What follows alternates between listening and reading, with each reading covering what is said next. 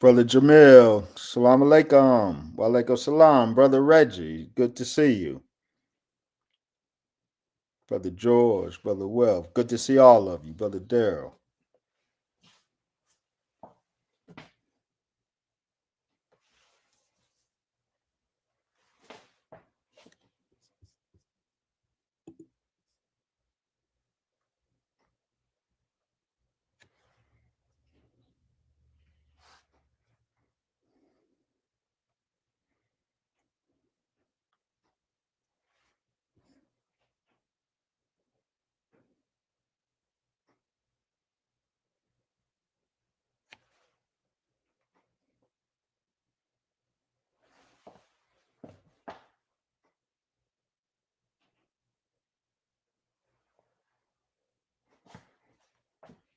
Wa alaikum salam.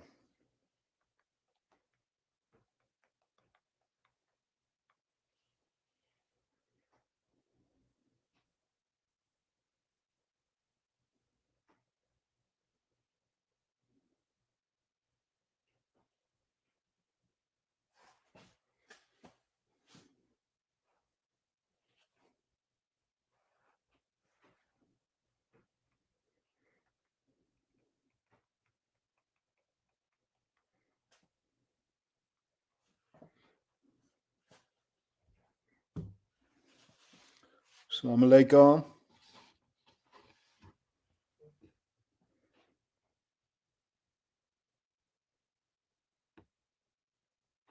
Hmm.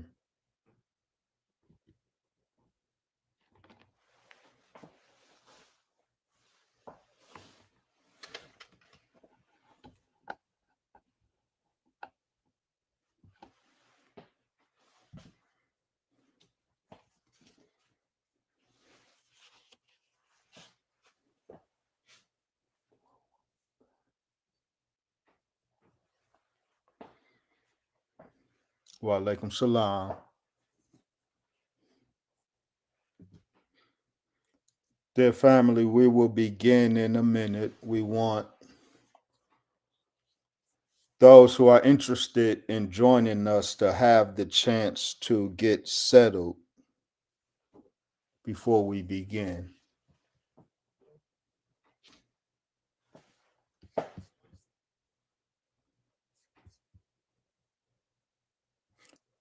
You can't hear me?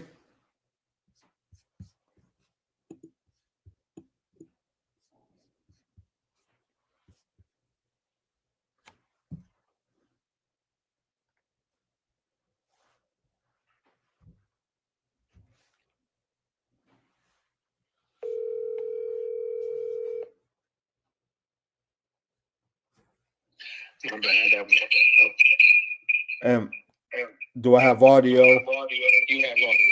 All right. Thank you, sir. Praise belongs to Allah.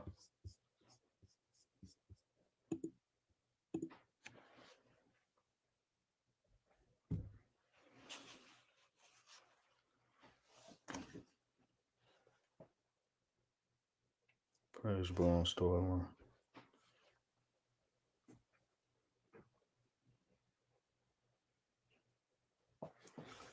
We're just going to give it another few minutes.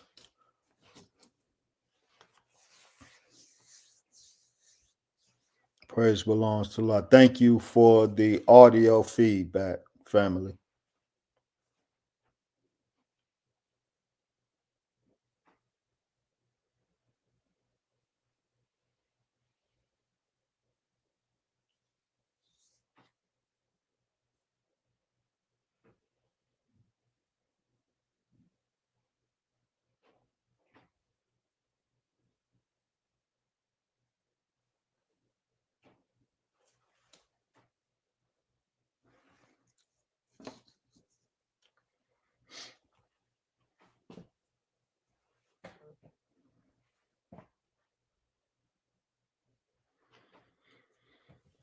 Mhm.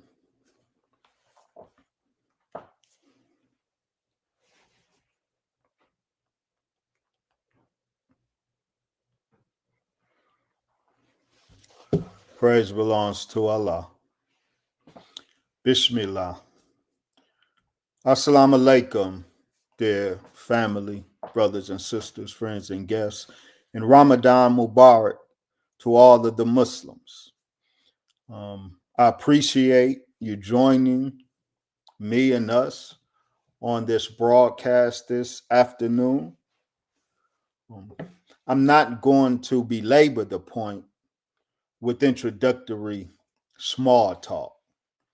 We want to get right into what we would like to say and discuss today so that those who will be breaking fast later would not have any delay in doing so or risk missing anything that we hope to share this afternoon. So let me, Brother Warren, I'm going to share the PowerPoint.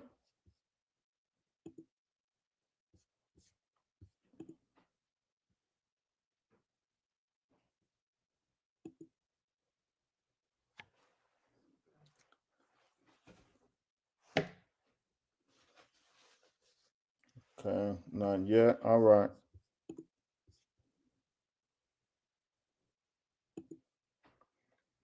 Do you see it now?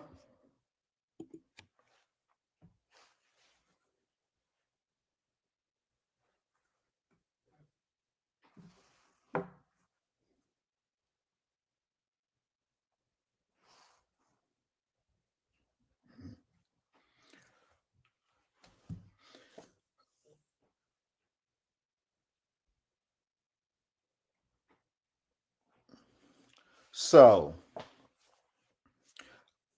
just recently, our dear brother, scholar Zach Kondo, who is a very important figure in Malcolm X studies.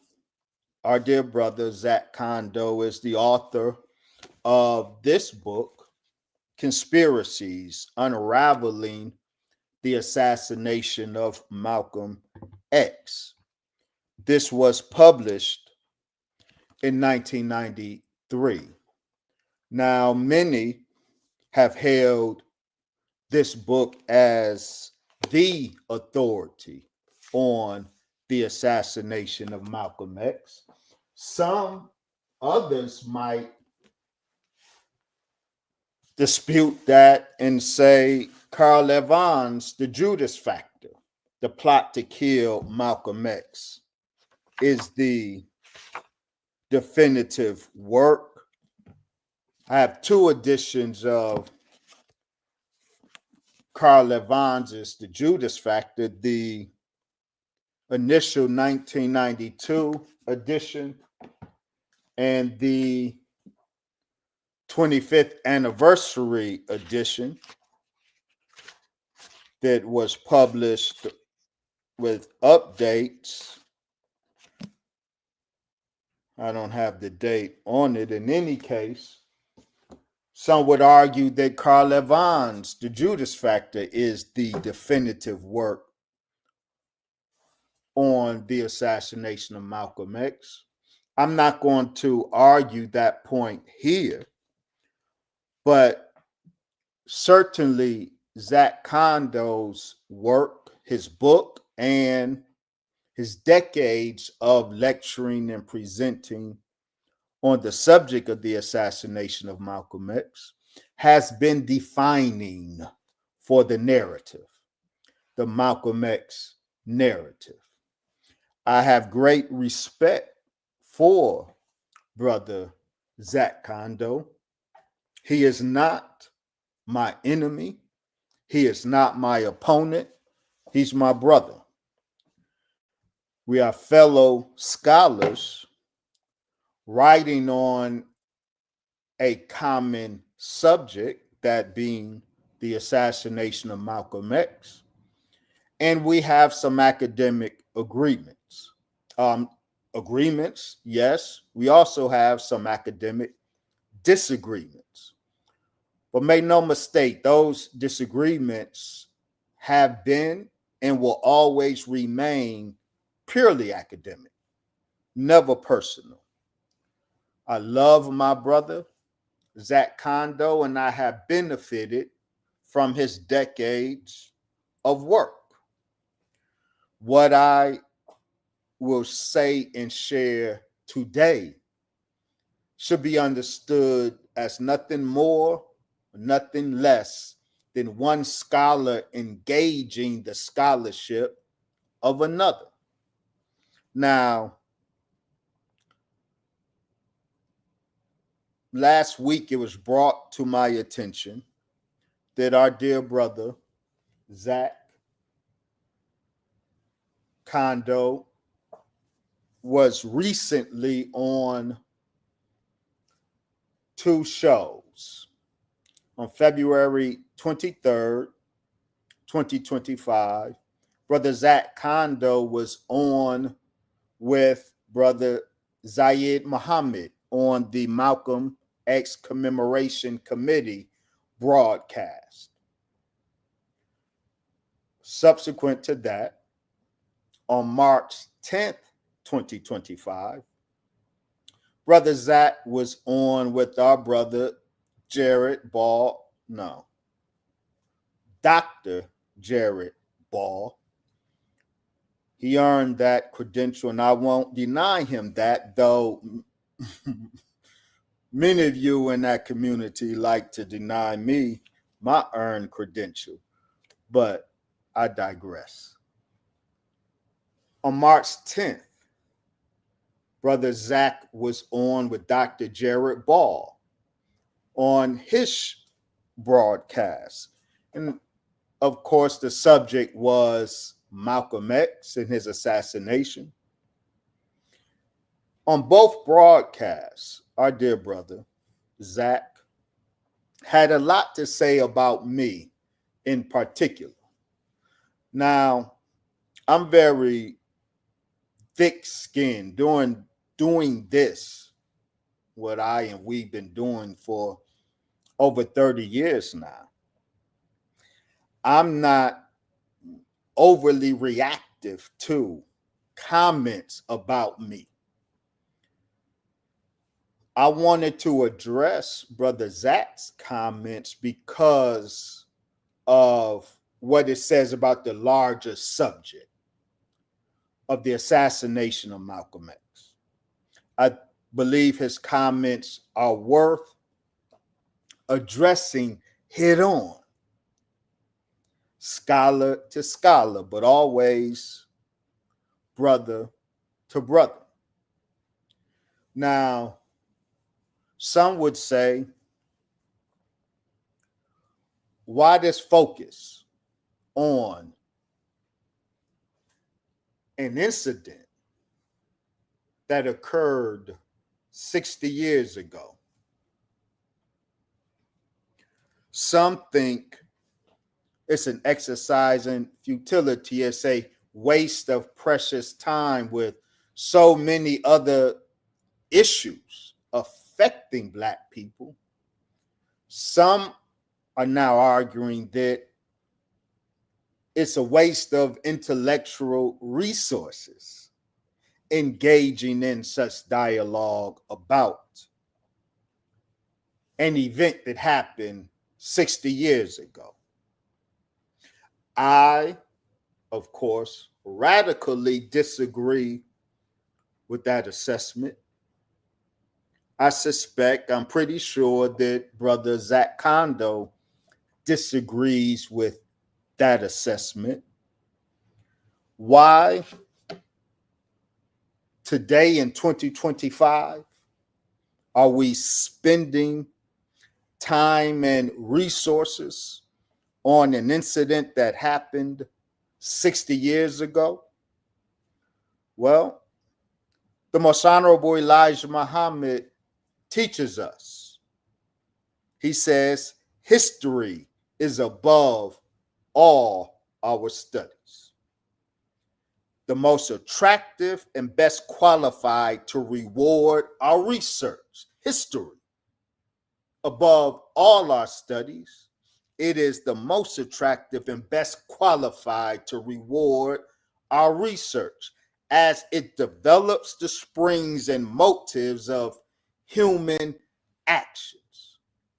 That incident, February 21st, 1965, 60 years ago, it has reverberations and negative consequences to this very day. The Honorable Brother Minister Farrakhan has said, quote, the devil has to do its utmost to take me out of the hearts of the people. There is a significant segment of Black people who are estranged from the Nation of Islam, who have a negative view of the Nation of Islam, and have a negative view, even a hostile view toward the Honorable Brother Minister Farrakhan, despite the 6 decades of love that he has poured on the Black community. There's a sizable population of Black people in 2025 who have a negative and even hostile attitude toward the Honorable Brother Minister Farrakhan, and the primary reason for this hostility, the primary reason for many who remain estranged from the Nation of Islam today, is they have been bitten by the false narrative of Malcolm X's murder. They have been convinced that the Nation of Islam is guilty for the murder of our brother as an institution. The Nation of Islam is guilty of the murder of Malcolm X. The Malcolm X narrative, as it has been mainstreamed, has settled in the minds and the hearts of a critical mass of the Black population in 2025. And this is the reason this particular segment of the population remains estranged from their brothers and sisters in the Nation of Islam. We find that a state of affairs that is unacceptable. If you would keep your distance from us because of what we did, well, then we can accept that. But to keep your distance from us because of a lie, that we cannot leave to its own devices. So in 2025, the consequences of what took place 60 years ago still lives with us, still bears bitter fruit in the Black community. So none of us should say, leave the matter alone. The matter is not to be left alone until the matter is made clear, until the narrative, the correct narrative, is presented. And then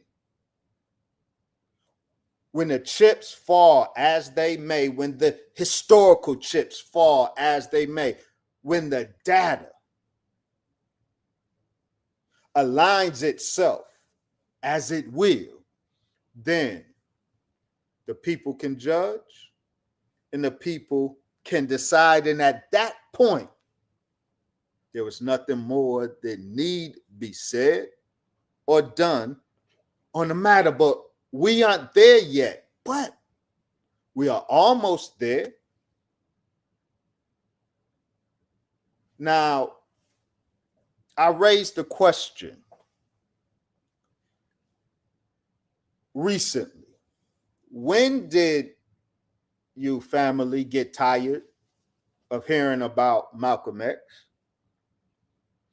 Malcolm X's life and story is very popular in the media, and I never heard the chorus of why are y'all still talking about Malcolm X today?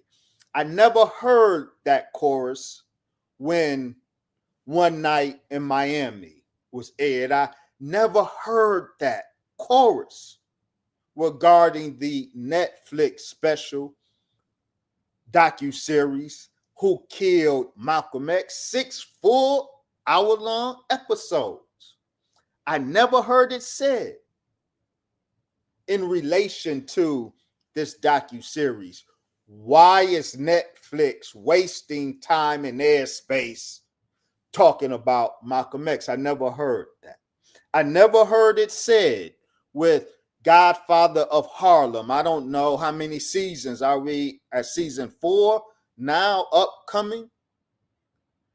And whenever I hear Black people talk about it, they talk about they can't wait to the next episode or the next season. I never heard it said we're tired of hearing about or seeing Malcolm X. Blood Brothers.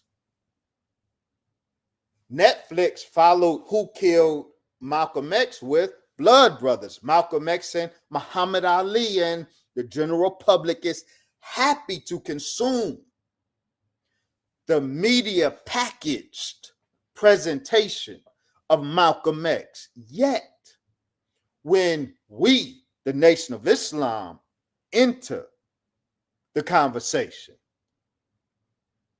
now all of a sudden you hear, why y'all still talking about Malcolm X? See, you are only tired now because the Nation of Islam has entered the conversation in a scholarly way. And now that we have entered the conversation in a scholarly, academic way, in a way that you can't brush off as ideological defense, as religious set tripping. You cannot do that with the way we are academically entering this discussion. So now everybody's tired of talking about Malcolm X. Now that we join the party, everybody want to go home. Everybody tired. Okay.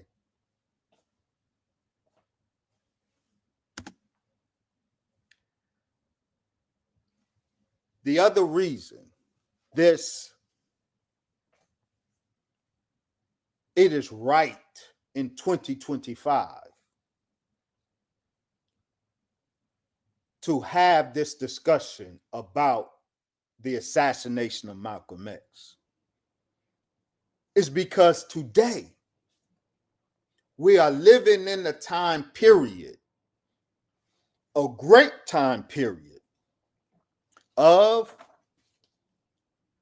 Malcolm X disclosure.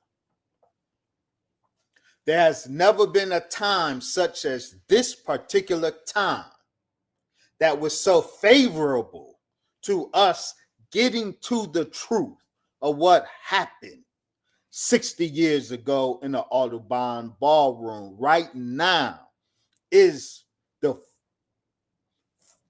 fullness of time in terms of Malcolm X disclosure.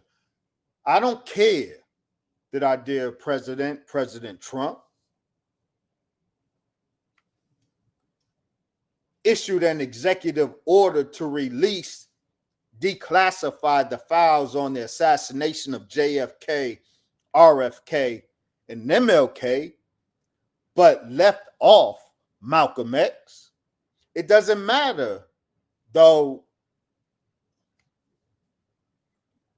we say to the president that Malcolm X's documents must be declassified as well, because the same forces behind the assassination of President Kennedy, the assassination of Senator Kennedy, the assassination of Reverend Martin Luther King, those same forces were behind the assassination of Malcolm X. But regardless of what the White House does, we are living in a time of the disclosure of the facts of Malcolm X. This is a wonderful time to do Malcolm X research. Just some 3 key moments signaling that we are in such a time, a great time of Malcolm X disclosure. In November 2021, in February 2021, our good brother Reggie Wood, accompanied by attorney Benjamin Crump and members of Malcolm X's family, the Shabazz family, took the microphone at what was formerly the Audubon Ballroom and shared with us a key piece in the puzzle of the assassination of Malcolm X. Dear brother Reggie Wood is the cousin of undercover New York Police Department officer Ray Wood. Ray Wood worked for the intelligence unit of the NYPD called BOSSI, Bureau of Special Services and Investigation. Ray Wood was a colleague of Officer Gene Roberts. Both of these were undercover BOSSI agents that had their respective roles in the government's targeting of Malcolm X, and they both had their respective roles in the plot to assassinate Malcolm X. In February 2021, Reggie Wood presented the deathbed confession letter of Officer Ray Wood.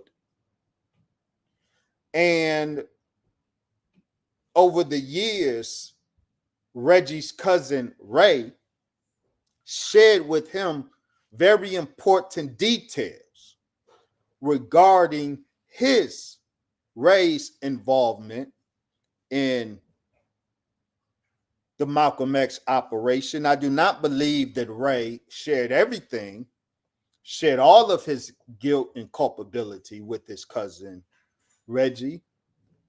Nevertheless, what Ray shared with Reggie and what brother Reggie is sharing at risk of life,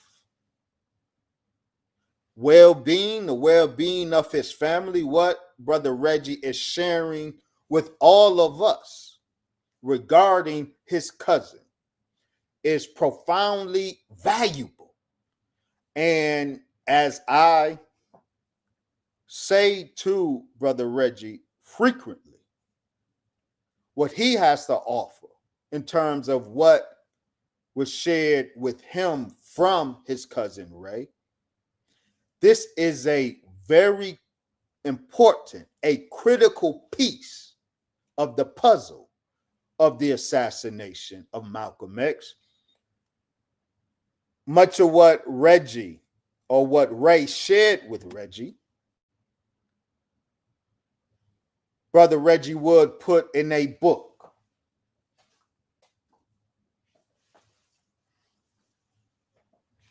The Ray Wood story, Confessions of a Black NYPD Cop in the Assassination of Malcolm X. I encourage all of you to avail yourself of this book. This is a very important piece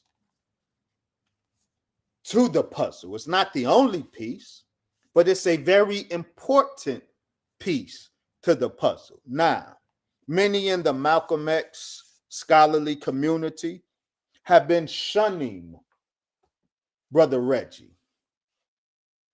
Why would those invested in putting a puzzle of the murder of Malcolm X together, why would they shun Reggie Wood, a man who has a critical piece to this puzzle? Why would they shun him? Well, it's simple.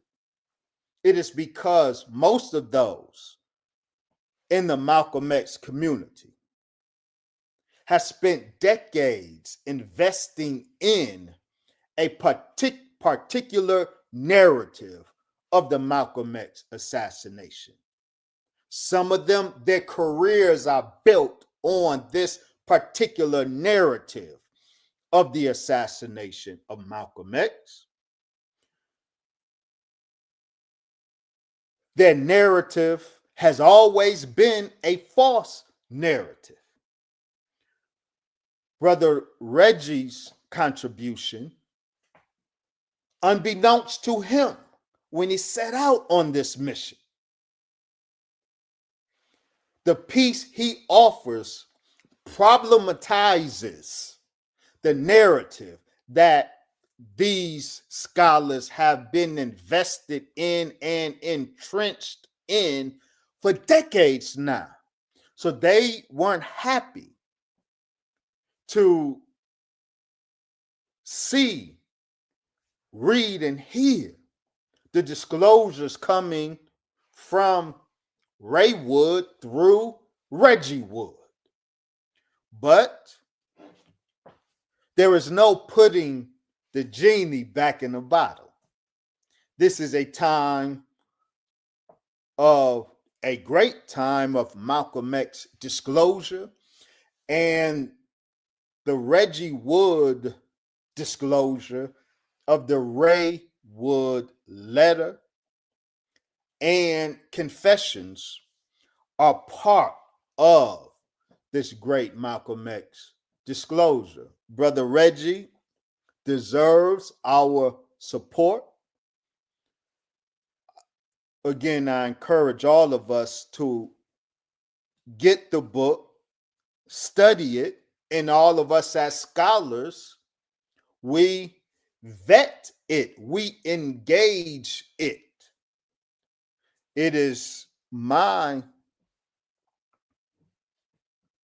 hope and recommendation that individuals who have made a mark on this subject, Zach Kondo, Carl Evans, myself,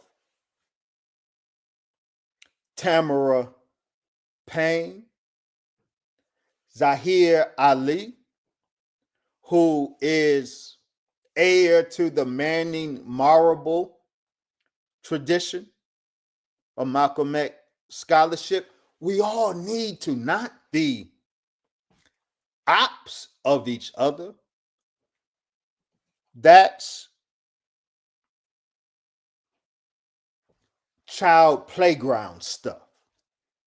We all need to get in a room, compare our notes, and try to iron out an agreed upon understanding of history. It can be done, and it can be done with ease, and the conversation and the community will benefit if we enter such a room free of ego. Just bring our data and we iron out, we compare data, we compare notes. all of us will learn that some thoughts we entered the room with, we have to let go.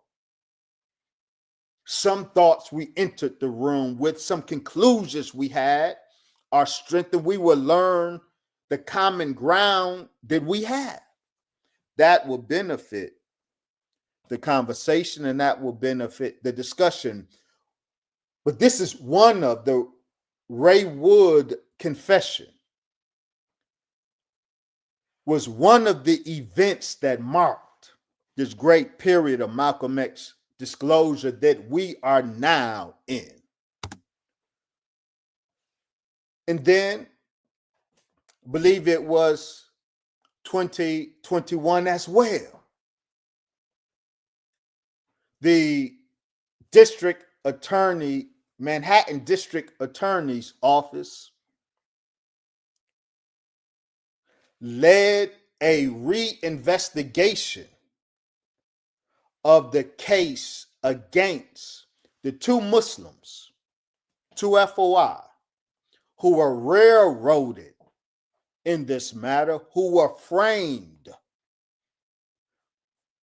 for the murder of Malcolm X, Norman 3X Butler and Thomas 15X Johnson. They were arrested, charged, and convicted for the murder of Malcolm X, but they were not at the Audubon. It was known that they were innocent of that crime, but they spent decades in jail for a crime they did not commit. In 2021, the case against their conviction, the evidence that these men were framed for the murder of Malcolm X, the evidence was so strong that the district attorney, Cyrus Vance of New York, had to not only reinvestigate, and a reinvestigation that led to the exoneration. Over 50 years later, the court of New York exonerated Norman 3X Butler, Muhammad Aziz, and Thomas 15X Johnson, Khalil Islam. They were exonerated. The district attorney had to publicly apologize for the corrupt practice of the FBI, the NYPD, and the district attorney's office of that day. The corruption, the corrupt methods they used to unjustly convict these two men for a crime that there was no evidence they had any involvement in.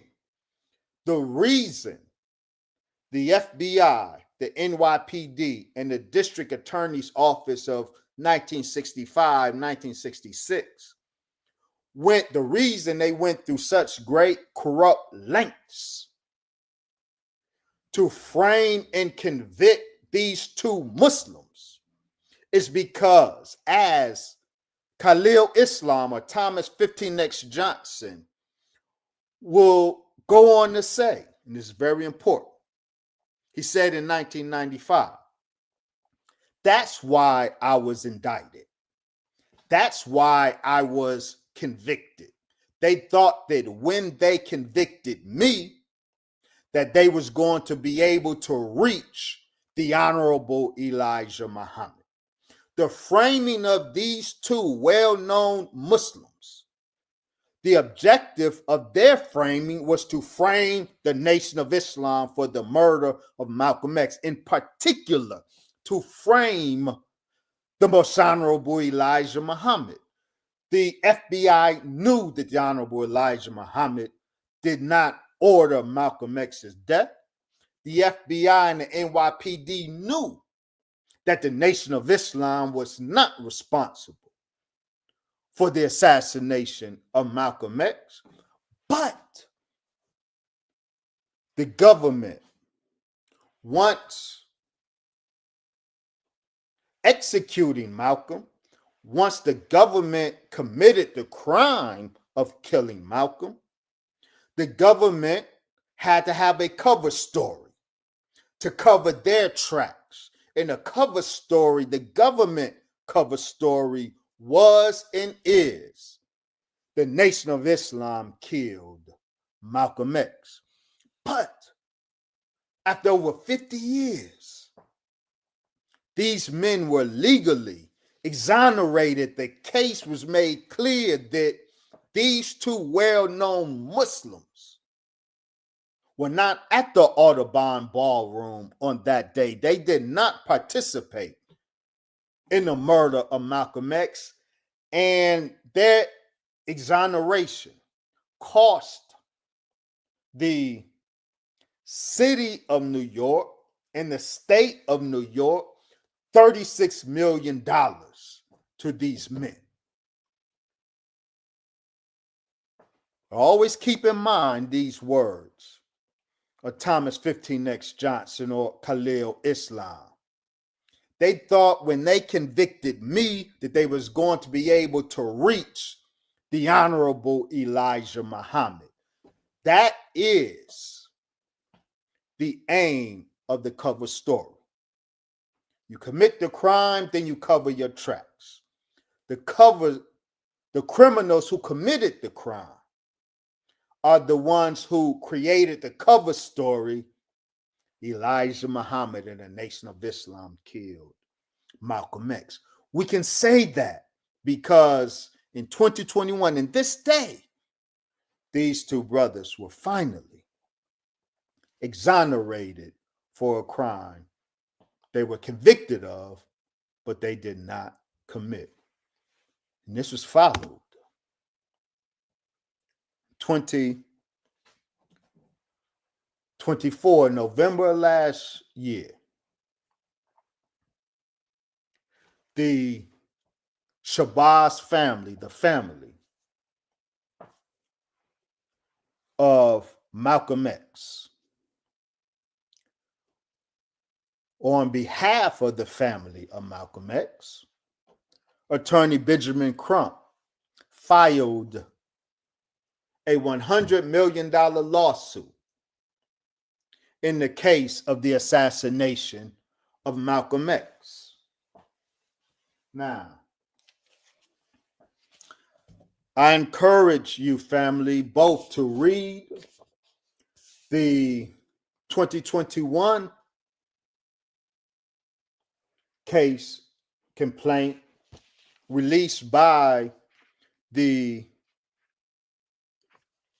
state of New York, detailing the reasons why Muhammad Aziz and Khalil Islam were exonerated.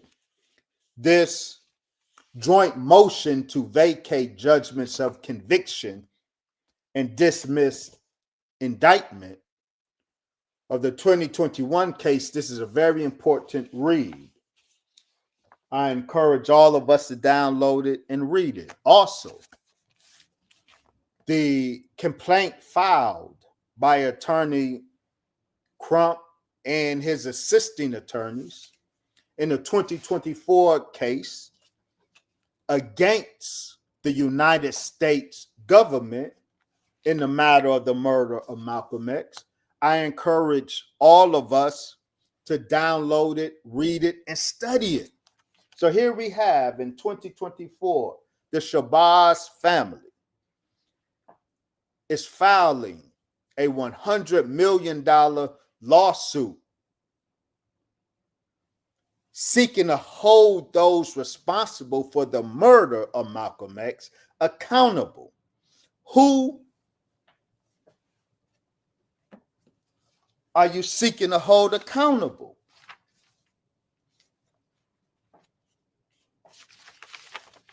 Attorney Crump and lawyers, who's responsible?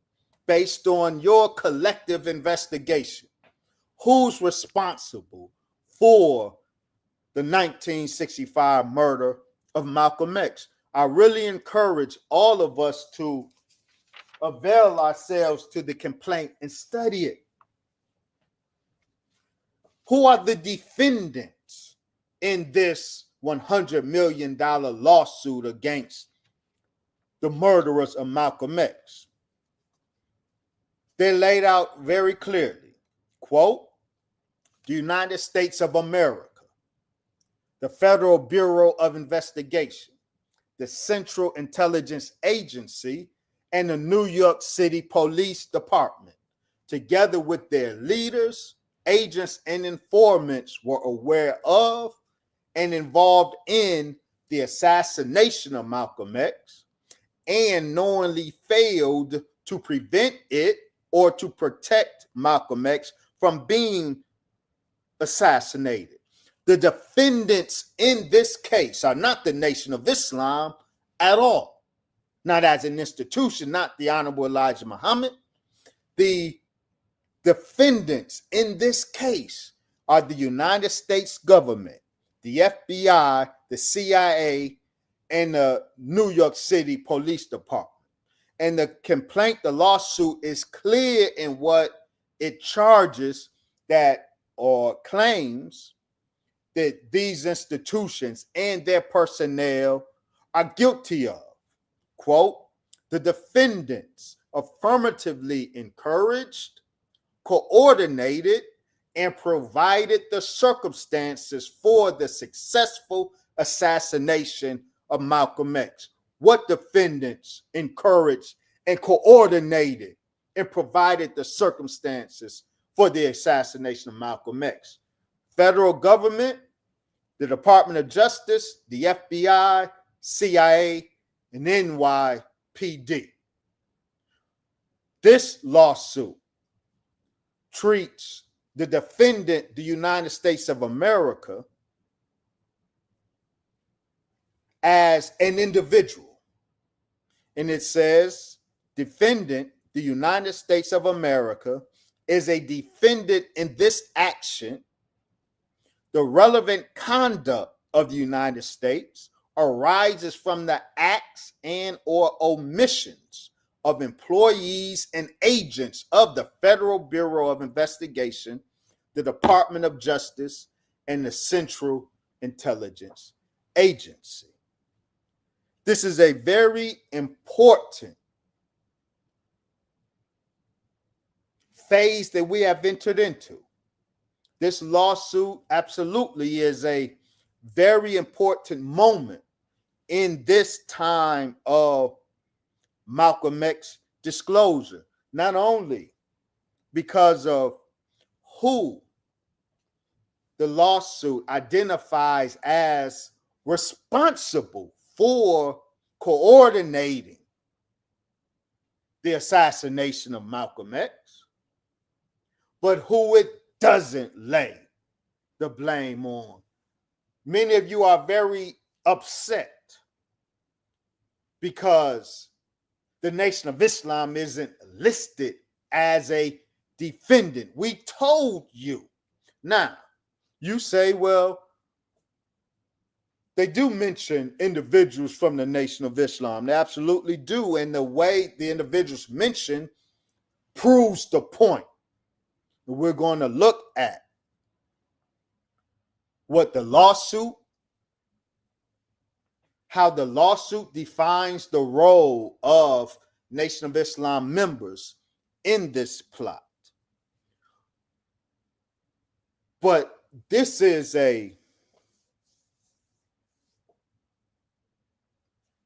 we are living in right now the most fruitful period in our history in regards to understanding what happened on that fateful day, February 21st, 1965, at the Audubon Ballroom. This is the time to be having these discussions. Now,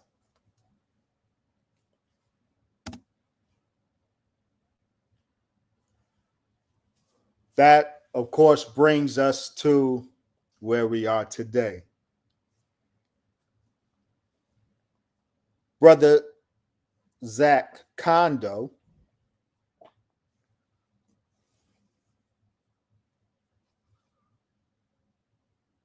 on the two shows made some remarks that I believe must be addressed.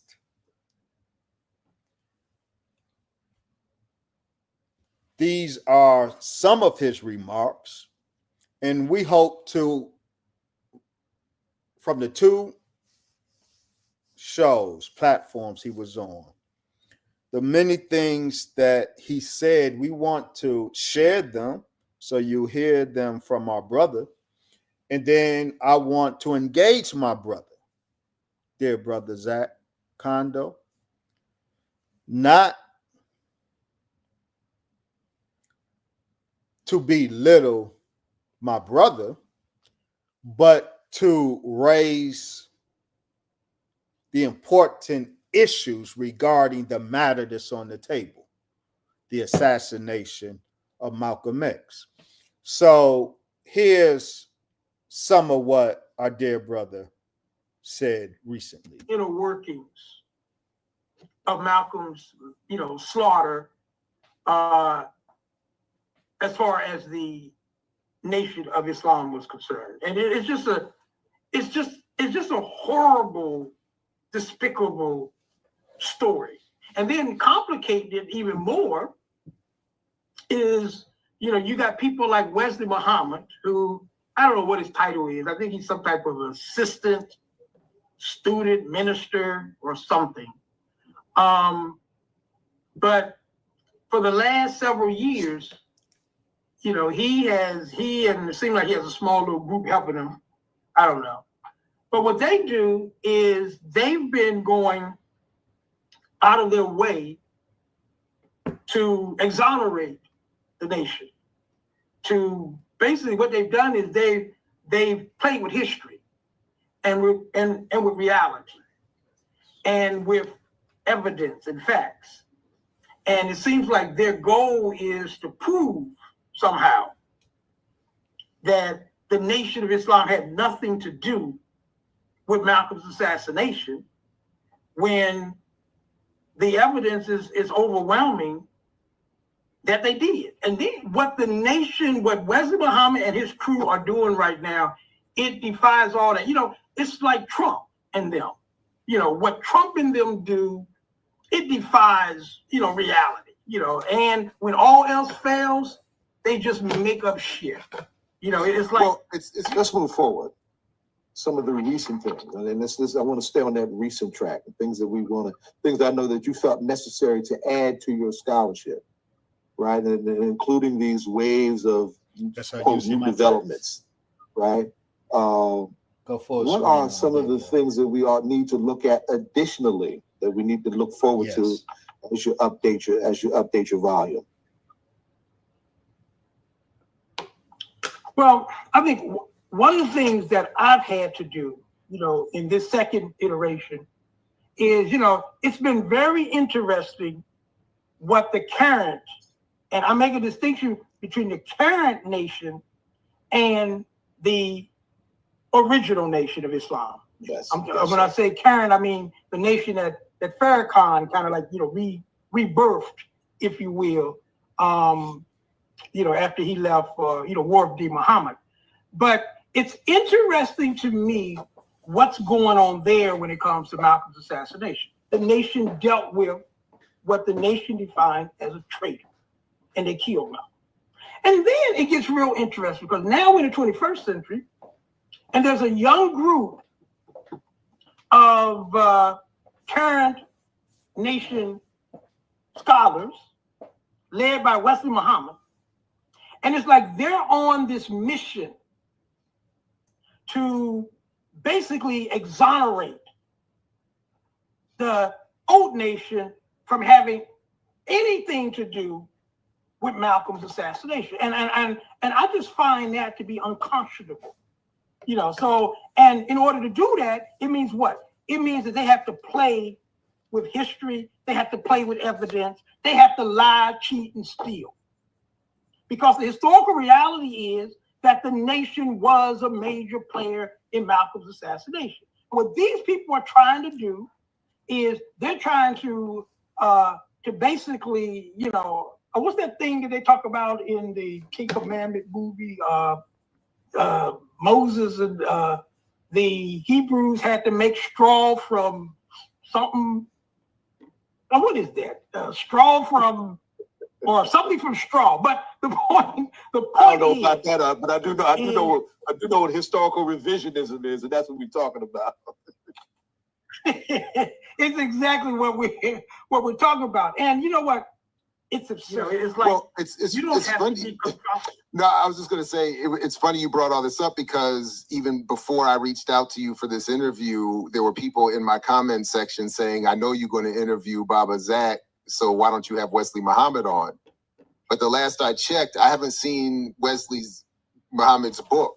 I thought he was to be publishing a book about his research. So I was waiting actually to see that. And the last time I saw him being interviewed a couple or maybe two ago, he was working on that book. So are you saying he's completed that book? Or are you talking about just presentations or interviews you've seen him give? No, right. No, I'm just talking about stuff that I've seen online here and there. Oh, okay. I don't try to kill myself, but periodically I'll see, and then he does a lot of those academic paper stuff, which I don't really get into that academic stuff. But it seems like it's like the same articles being published, over and over again, I guess in different periodicals or something like that. But I don't know. I can't tell you anything about him other than the stuff that I've read online. And it's a lot of it's contradictory. Some of it is just pure make-believe. Like,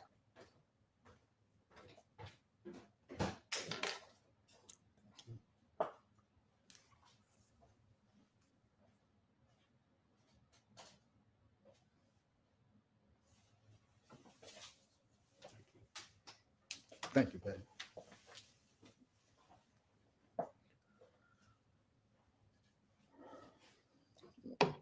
A lot was said in that.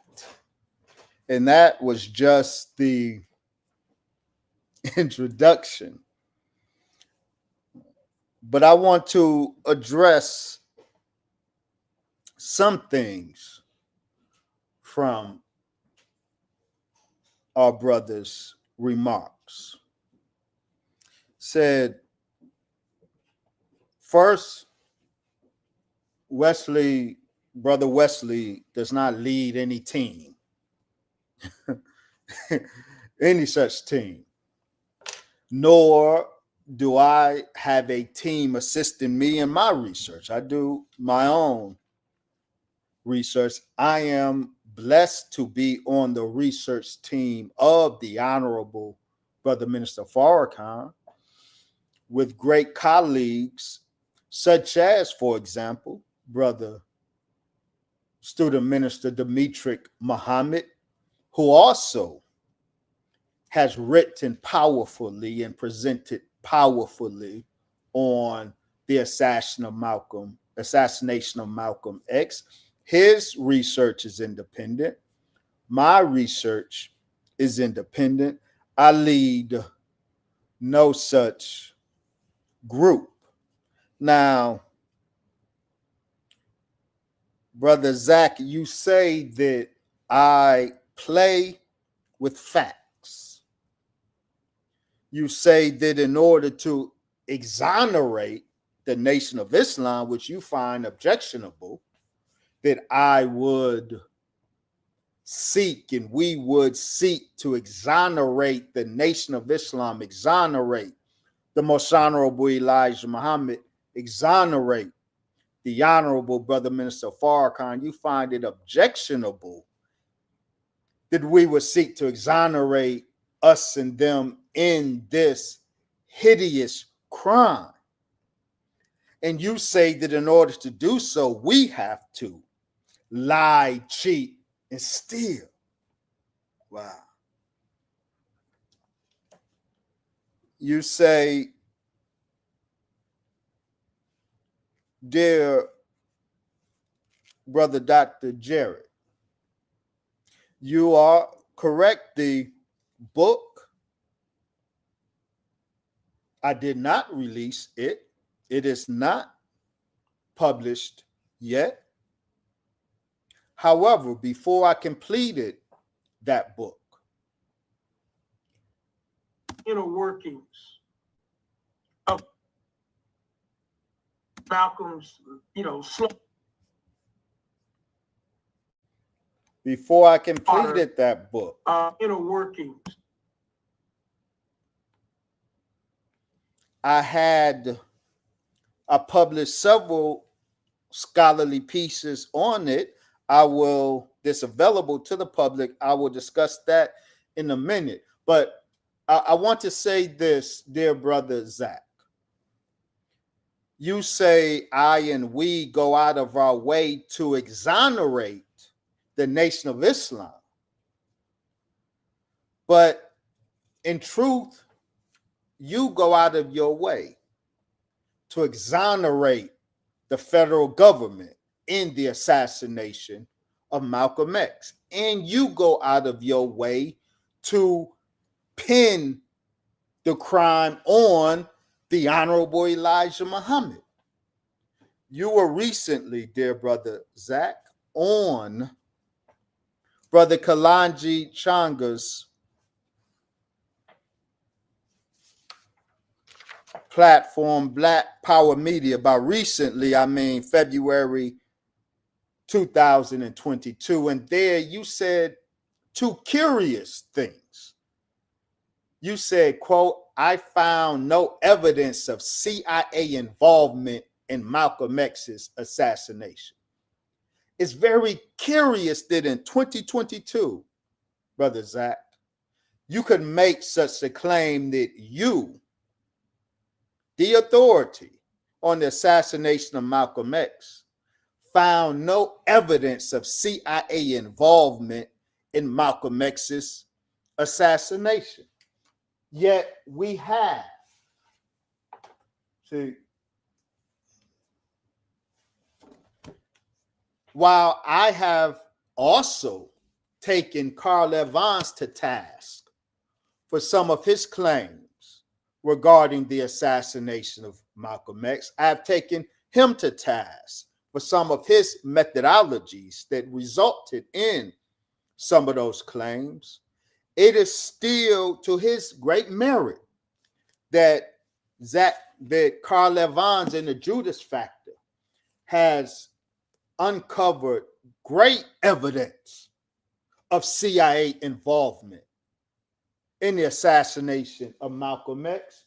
Dear brother Zach, neither in your book that was published after the first edition of Carl Evans, it appears, neither in your book nor in your decades of lectures have I heard you engage the material presented by Carl Evans in terms of the CIA involvement in the assassination of Malcolm X. John Coyner, Why the CIA Killed JFK and Malcolm X, The Secret Drug Trade in Laos, an important book in that regard. The great Herb Boyd and Don Rojas wrote an important book. First, Herb Boyd and Sister Ilyasa Shabazz, in their edition, their editing of the Diary of Malcolm X. Brother Herb Boyd provides important evidence of CIA targeting of Malcolm X and his recent publication with Don Rojas, Malcolm X, the CIA, and Other Blacks. Brother Zach, you say the evidence is overwhelming that the Nation of Islam, under orders of Elijah Muhammad, killed Malcolm X. And then you say, I found no evidence of CIA involvement in Malcolm X's assassination, but the evidence of CIA involvement in the assassination of Malcolm X is overwhelming. So your comment that you found no evidence of CIA involvement is head scratching. It feels like you are going out of your way to exonerate the federal government and the CIA in the involvement of this crime. And you said, as an organization, upon the orders of Elijah Muhammad and the Nation of Islam, as an organization, upon the orders of Elijah Muhammad, the Nation of Islam were the killers of Malcolm X. Now, you've never been able to produce such a kill order. You've never been able to offer any evidence that the Honorable Elijah Muhammad gave any such order. The order he gave was the exact opposite of that. Yet in 2022, you are still pushing this narrative with vigor, while with vigor you seek to exonerate the federal government in this crime. I find that curious. Now, again, Brother Dr. Jared, the book is not published, but before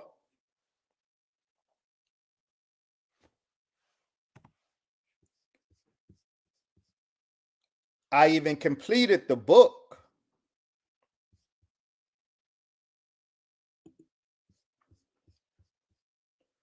if you go to my academia.edu page, Brother Warren, I'm switching to that.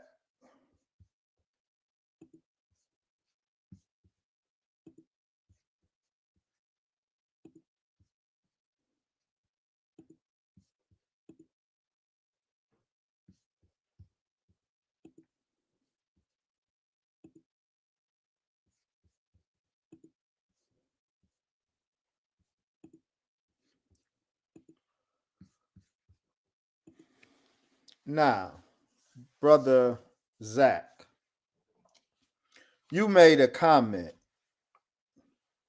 You don't do that academic stuff. Now, even Brother Dr. Jared was taken aback by that. I'm going to give you the benefit of the doubt and assume that you didn't really mean that. Because as a scholar, a college professor, certainly you aren't saying that you don't do academics when it comes to scholarship. I'm assuming, I'm going to give you the benefit of the doubt and assume that you meant you don't do academia.edu. That you don't have a page there, you don't engage it. I am going to suggest, however, that was somewhat of a Freudian slip when you said you don't do academic stuff. I'll address that in a moment.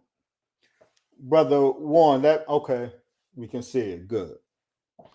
Now, before my book was published, I believe this is what Brother Zach was referencing. This is academia.edu. This is a platform for scholars and college faculty. For scholars and college faculty to post our research, and other members of the scholarly community can access it and engage it. I don't know why, Brother Zach, you would be negative on academia.edu. This is a very great space for academics and researchers. I'm thankful to Allah to be able to say that my particular academic page is in the top 5%. There's millions of academics and researchers on academia.edu. And by Allah's grace, my page is among the top 0.5%. Now, before I completed the book that is not published, I had already made available my research on Malcolm X. If you go to my page, and it's a free service, there's no charge to register with academia.edu. So there's no charge to avail yourself to my research. Because understand, Brother Zach, you reference presentations that I gave, that you saw on YouTube. But YouTube is for my presentations. Academia.edu is for my documentation. Let me back up. There's something that you have to understand about your brother. And many who follow my work know that about me. I am insistent on a particular method. You will never hear your brother drop something in a public space, something new, something innovative, a claim, a charge that seems out there that you never heard before. You will never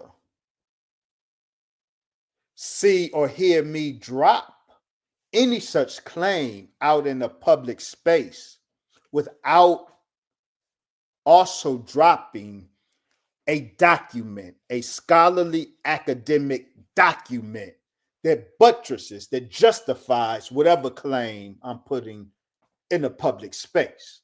I do not believe in waxing philosophic. I do not believe in just getting on YouTube and waxing.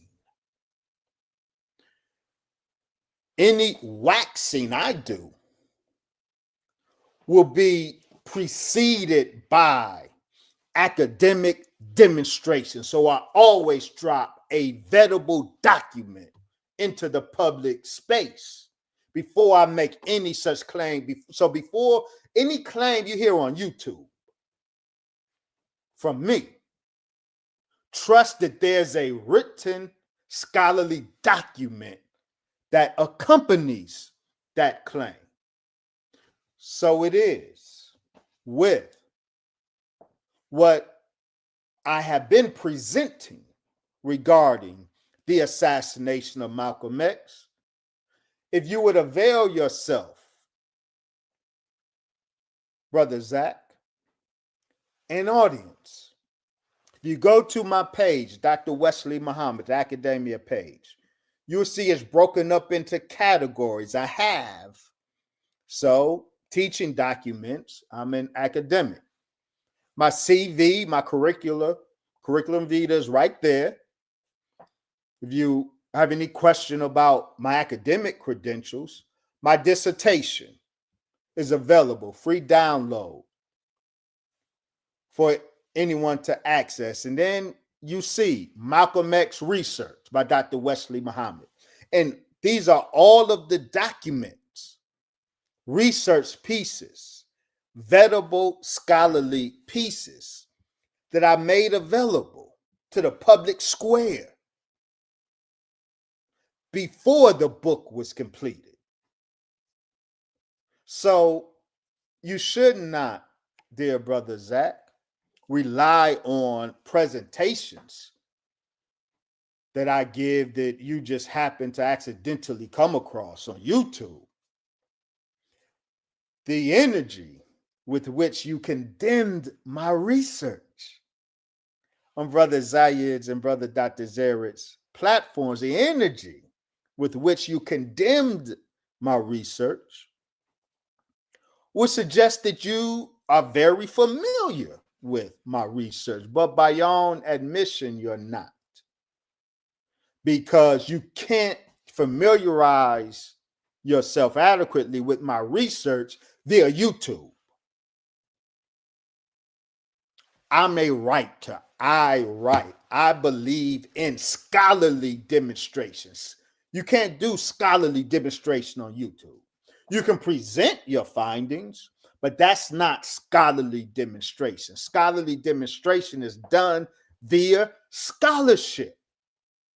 So I present and make available all of this scholarship on Malcolm X. This is where you should go to offer a fair critique of my body of work on this subject.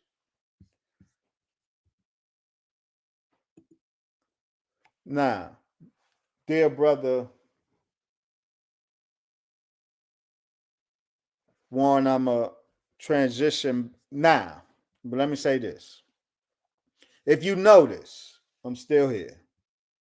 So, in terms of the CIA, not only I forgot to mention my own research in that regard. If you see, one of my contributions is entitled Executive Action: The White House, the CIA, and the Murder of Malcolm X. It is a 80-page scholarly document that I offer for scholarly engagement.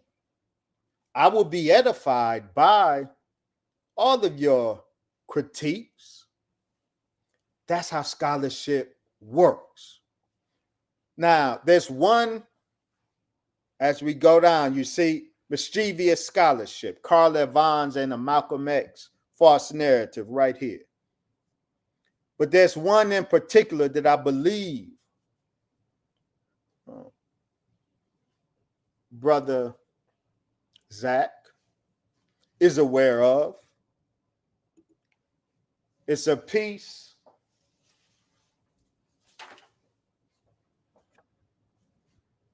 that I published in 2022, 3 years ago. It's entitled Compromised Credibility: Zach Kondo on the Assassination of Malcolm X. In this document,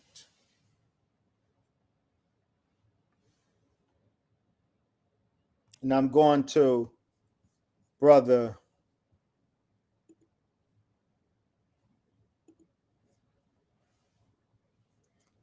Warren, I'm going to switch back over now to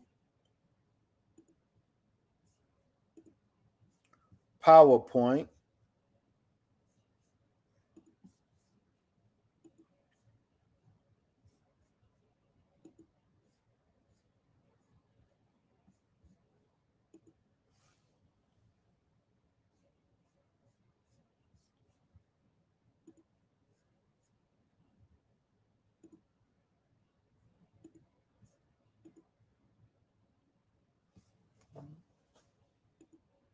Hopefully, almost there. There we go.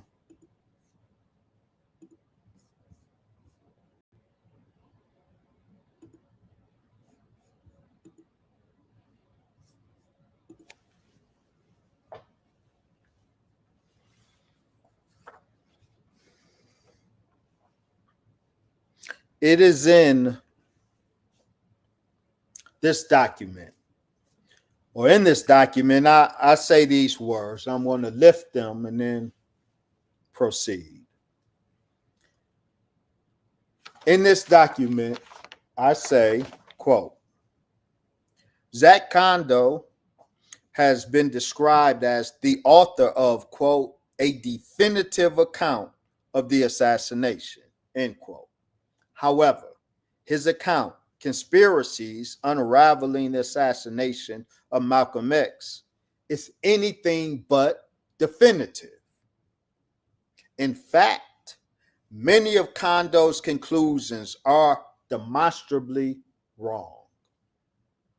Amiri Baraka offers this just criticism of Manny Marable's book. Now, let me detour for a minute. Manny Marable's book, Malcolm X, A Life of Reinvention. Brother Dr. Jared, I also have and was edified by your book, your edited book with Todd Stephen Burroughs, A Lie of Reinvention, correcting Manny Marable's Malcolm X. So you have to understand that as you and fellow scholars felt compelled to correct Manny Marable in his Malcolm X narrative, that is precisely what I am doing, is seeking to correct aspects of Brother Zach Kondo's narrative. This is a scholarly exercise. As you are well aware of, that's what scholars do. This is how scholarship is done. It's not personal. It's purely academic. Academics engage, encourage, correct academics.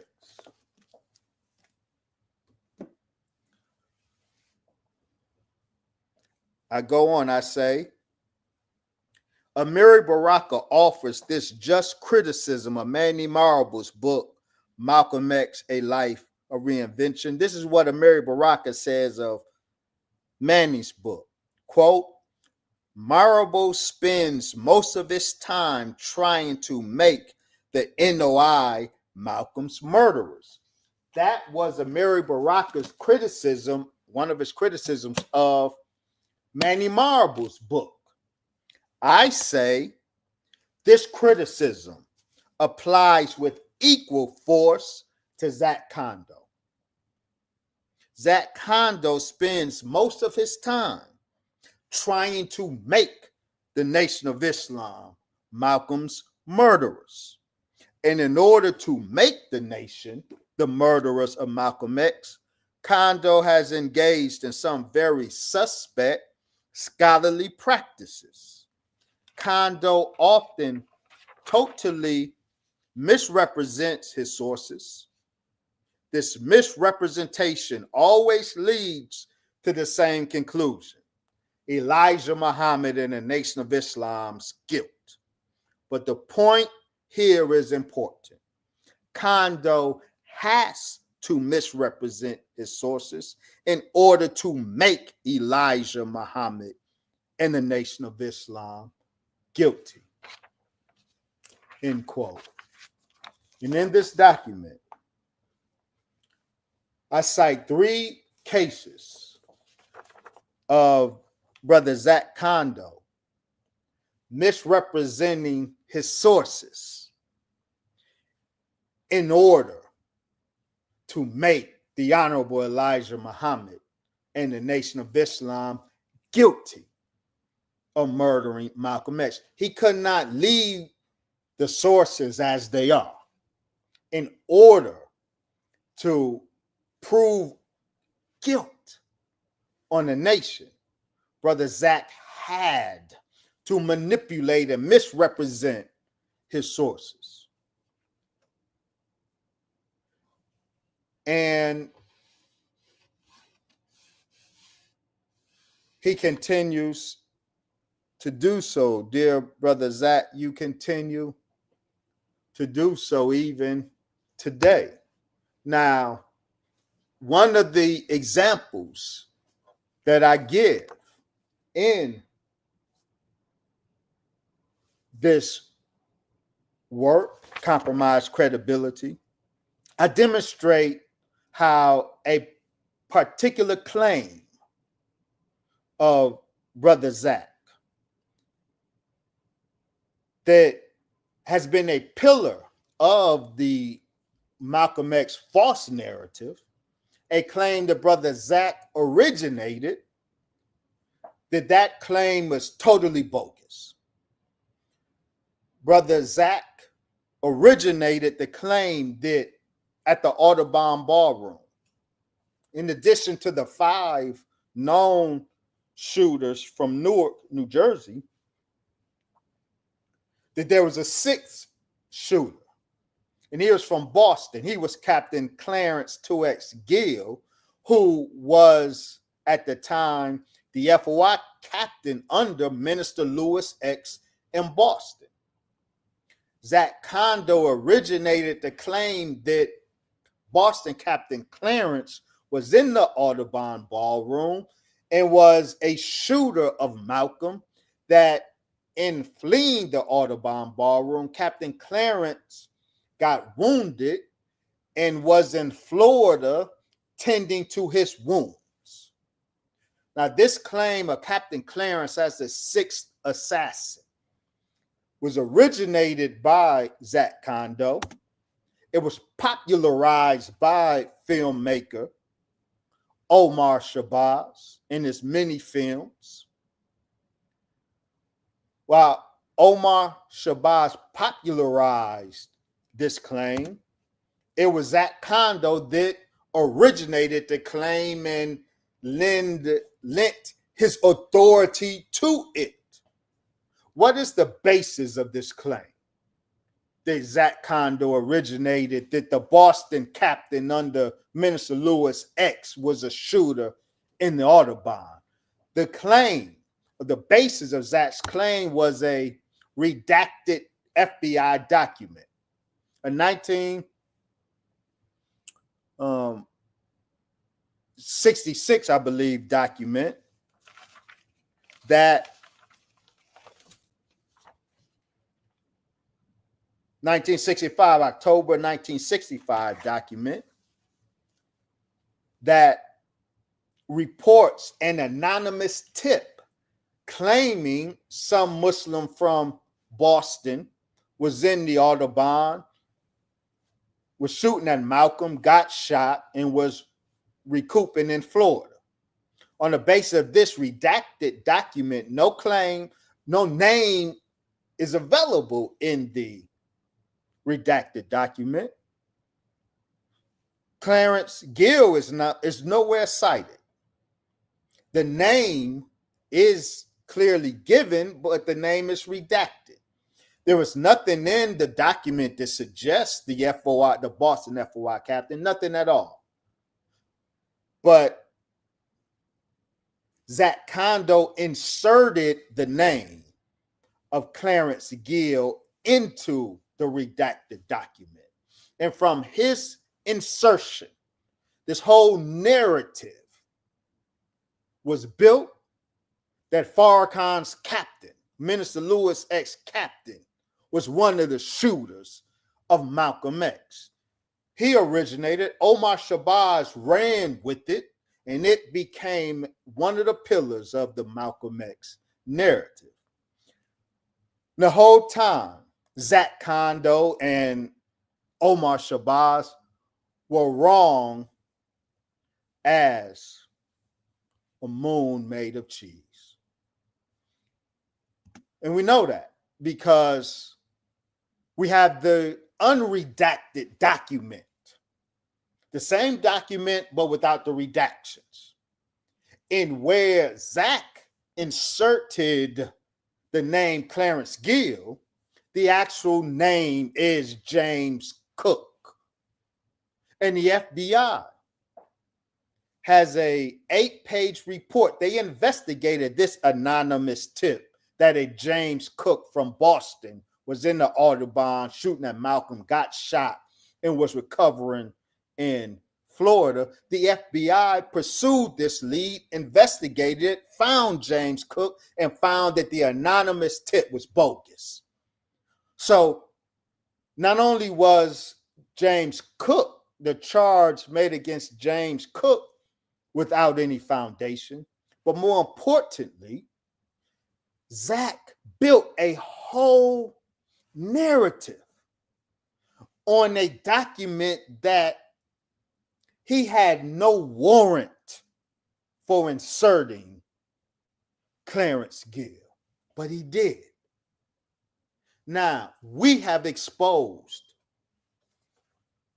this error, and to Omar Shabazz's credit, he publicly acknowledged the error. He said to me publicly on my YouTube page after I presented these facts, he said, quote, "Brother Dr. Wesley, this is Omar Shabazz. I stand corrected about my claims on the Clarence X. Gill and James Cook mix-up in relationship to any alleged presence in the Audubon ballroom and being in Florida, being treated in Florida for supposed wounds. Don't get me wrong, I still see the late Clarence X. Gill as a stone cold villain in this whole case. Well, that's your prerogative. That's neither here nor there. I respect and salute Brother Omar for this integrity displayed here by acknowledging the error and correcting it. I am not aware that Zach Kondo, who originated the error, has ever publicly corrected it. But this is what I have demonstrated in compromised credibility. This is one example of Brother Zach, you being heavy-handed with the material, you playing with history. Talk about lie, cheat, and stealing. Well, I'm not going to charge you with that.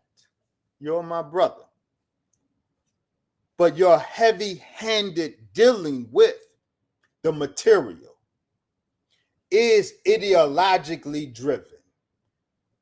You mishandle your sources in order to make the Nation of Islam guilty of a crime that you want us to be guilty of.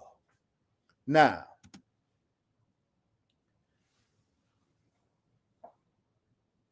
back up to date.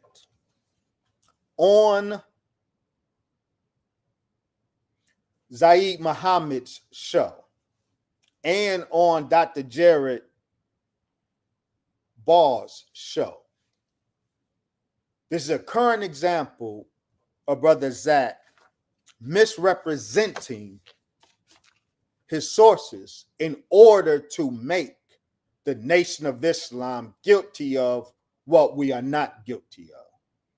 Listen, Brother Warren, I want to move the video full screen, please. If you go back to the 1990s, particularly 1993, when Farrakhan was a Savior's Day, for all practical purposes, if you analyze the speech that he gave in February 1993, he basically admitted that the old nation, the original nation, basically killed Malcolm. You know, he talked about, you know, every society had zealots, and and when you're hurting, or when you're attacking our leader, zealots rise up, and talk about Malcolm deserved death, just different things like that. And he's our traitor, and how we handle a traitor is nobody's business. All these types of things. He made it clear that yes, the nation dealt with what the nation defined as a traitor, and they killed Malcolm. But then go back to 1993, February 1993. Farrakhan is speaking at the Savior's Day of the current Nation of Islam, and for all practical purposes, he admits that the nation killed it, and that it's nobody's business, but the nation's. that how they deal with their traitors, how they deal with their hypocrites. You know, and what business does it have to do with you? So, Brother Zach says that the Honorable Brother Minister Farrakhan, he's speaking of a lecture the Honorable Brother Minister Farrakhan gave after the part 2 to Savior's Day 1993, February 1993, the Honorable Brother Minister Farrakhan, his Savior's Day lecture on Malcolm X and the Honorable Elijah Muhammad 28 years later. That next Sunday, he followed up with a lecture dealing with the Malcolm X matter. And this is the lecture that Brother Zach Kondo is referencing. Now, according to Brother Zach, during this lecture, the minister basically admitted that the old nation killed Malcolm X. So Brother Zach tells us that the reason he can charge the Nation of Islam and find the Nation of Islam guilty for murdering Malcolm is because Farrakhan himself, in this lecture in 1993, admitted that the nation killed Malcolm. He said that on both shows. For all practical purposes, he says, for all practical purposes, Farrakhan admits that the nation killed Malcolm. Now, this is very important. It's very explosive. If Farrakhan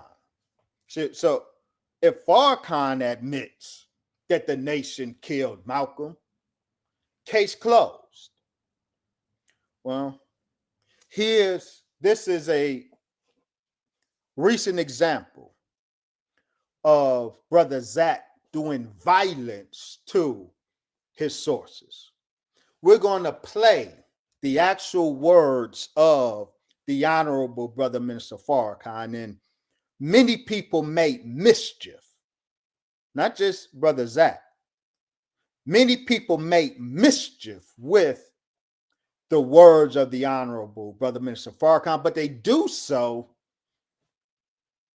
only because they assume that you will never hear the actual words of the Honorable Brother Minister Farrakhan. So we are going to play his actual words so you can see just how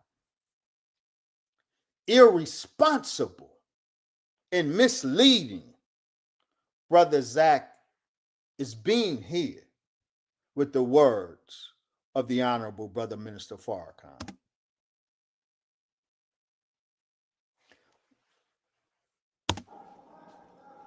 Malcolm went out of the nation. We all were hurt. At least I can speak for myself. I loved him. Next to Elijah Muhammad, I didn't know anybody greater than Malcolm X. It hurt me that he would go out of the nation. But then the worst hurt was Malcolm going to Mike Wallace, telling Mike Wallace, and listen to the words now, Elijah Muhammad fathered children from his teenage secretaries. So Malcolm raised it to a moral issue. Listen to me carefully. Putting himself in the righteous position, putting his teacher in an immoral position, but then he's going to the white man to tell the white man what his leader and teacher had done. He did it with Mike Wallace. You can't deny this. This is actual fact. He came here to Chicago and went to Cups in there. When has Cups in there been a friend of black people? And he told Cup, Elijah Muhammad, I thought he was a man. Fathered these children that wouldn't, in other words, kept it a secret and whatnot. I found that he was less man than I thought. Oh, he dogged the messenger. The man that took him from a pimp, from a hustler, from a stick-up man, and send him before the world. Now he's dogging his teacher. What do you think we felt? Elijah Muhammad wasn't just a leader. That's our spiritual guide and father, brother. You don't have to order me to kill you. If you attack my father, my orders come from my love. I want you to hear me good, because every Muslim that loved Elijah Muhammad would have killed Malcolm if we had gotten a chance. No, I don't need no damn applause. I want you to think now. We didn't incite that. Malcolm incited that in us. He would have been dead. He would never have lasted a year. Elijah Muhammad told us, leave him alone. Leave him alone. Told me to my face, leave him alone. And I'm an obedient servant.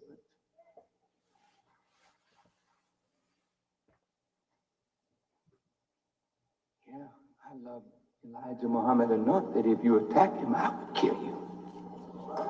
Yesterday, today, and tomorrow. And I'm not a killer, but neither are you. But if somebody attack what you love, each one of you in here would become a killer instantaneously. Am I lying? Mother, let somebody look like they're attacking your child. Here's a woman who fought a bear because the bear snatched her baby. And she ran the bear down, screaming until the bear dropped her baby. Love casts out fear. We don't give a damn about no white man law when you attack what we love.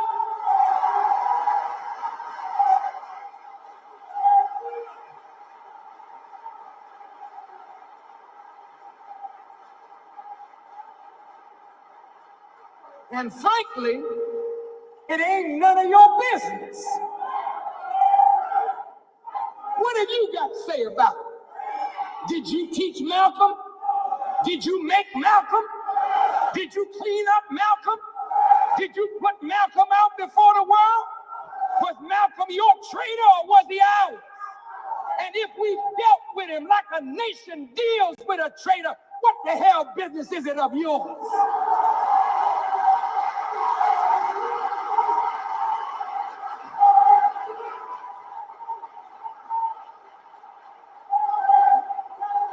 Shut your mouth and stay out of it. Because in the future, we're going to become a nation. And the nation got to be able to deal with traitors and cutthroats and turncoats. The white man deals with his. The Jews deal with theirs. Salman Rushdie wrote a nasty thing about the prophet, and Imam Khomeini put out a death thing on him, and it stands today.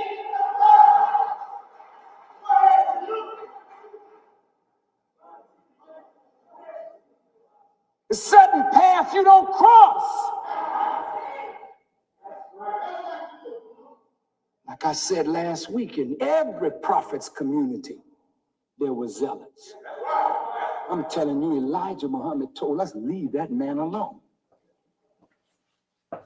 I believe Elijah Muhammad said he'll come back repentant. Leave him alone.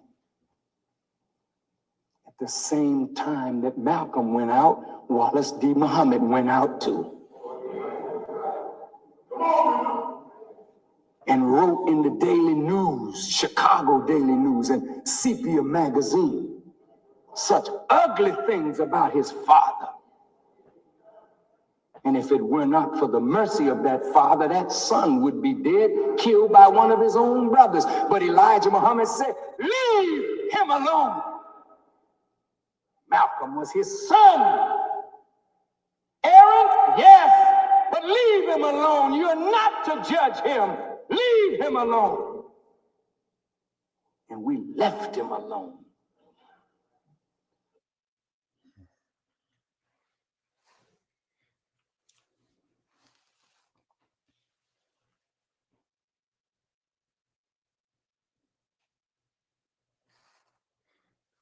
Praise belongs to Allah. And we left him alone. This was the furthest thing from an admittance that we killed Malcolm.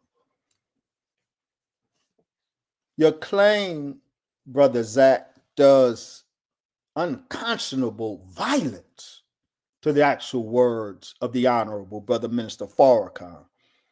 He said every Muslim inflamed by what Malcolm was doing to his benefactor, the Most Honorable Elijah Muhammad, the Muslims were inflamed by it, and the minister said every Muslim would have killed him if given the opportunity, but none were given the opportunity because the Honorable Elijah Muhammad said, leave him alone. That's the order that came to the Muslims from the Honorable Elijah Muhammad. It wasn't a kill order. You have never been able to find that, Zach Kondo. You have never been able to find that, Carl Evans, because no such kill order from the Honorable Elijah Muhammad ever existed. It was a life order issued by the Honorable Elijah Muhammad. Leave Malcolm alone. And what the minister admits is we left him alone. So you see the extreme mischief that is made with the source, Brother Zach. And all of those who repeat that lie should cease and desist immediately. The minister never made any such admittance. His words are just the opposite of what you claim, but this is an example of mischief making with your sources, heavy-handed dealing with your sources because you want, it seems, the Nation of Islam to be guilty of that which we are not.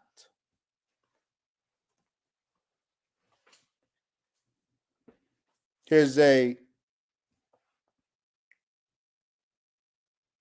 Brother Zach said this on Brother Dr. Jarrett's podcast. And it's a lot of it's contradictory.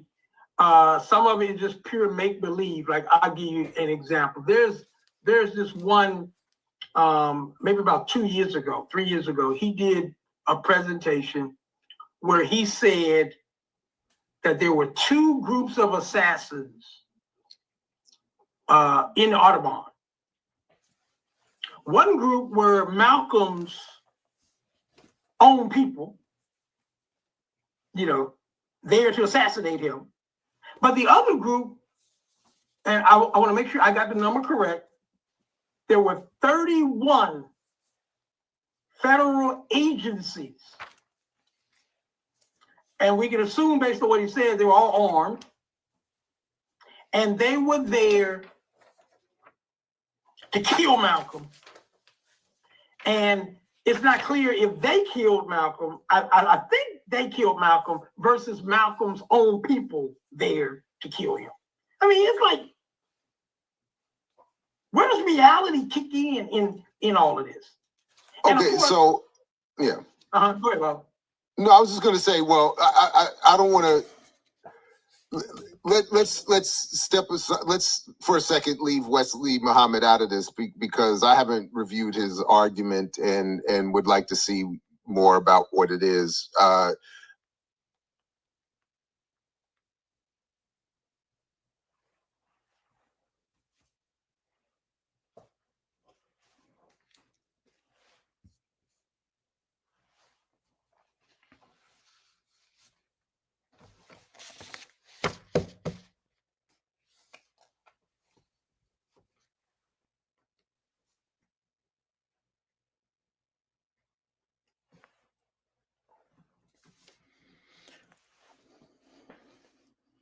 So,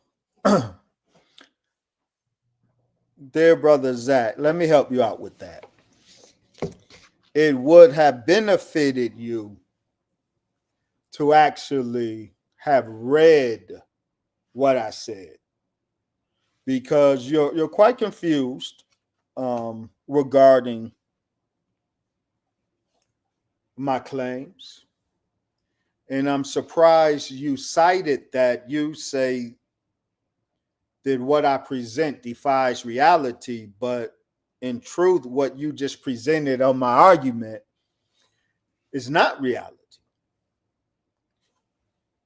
So I will help you and us untangle the argument.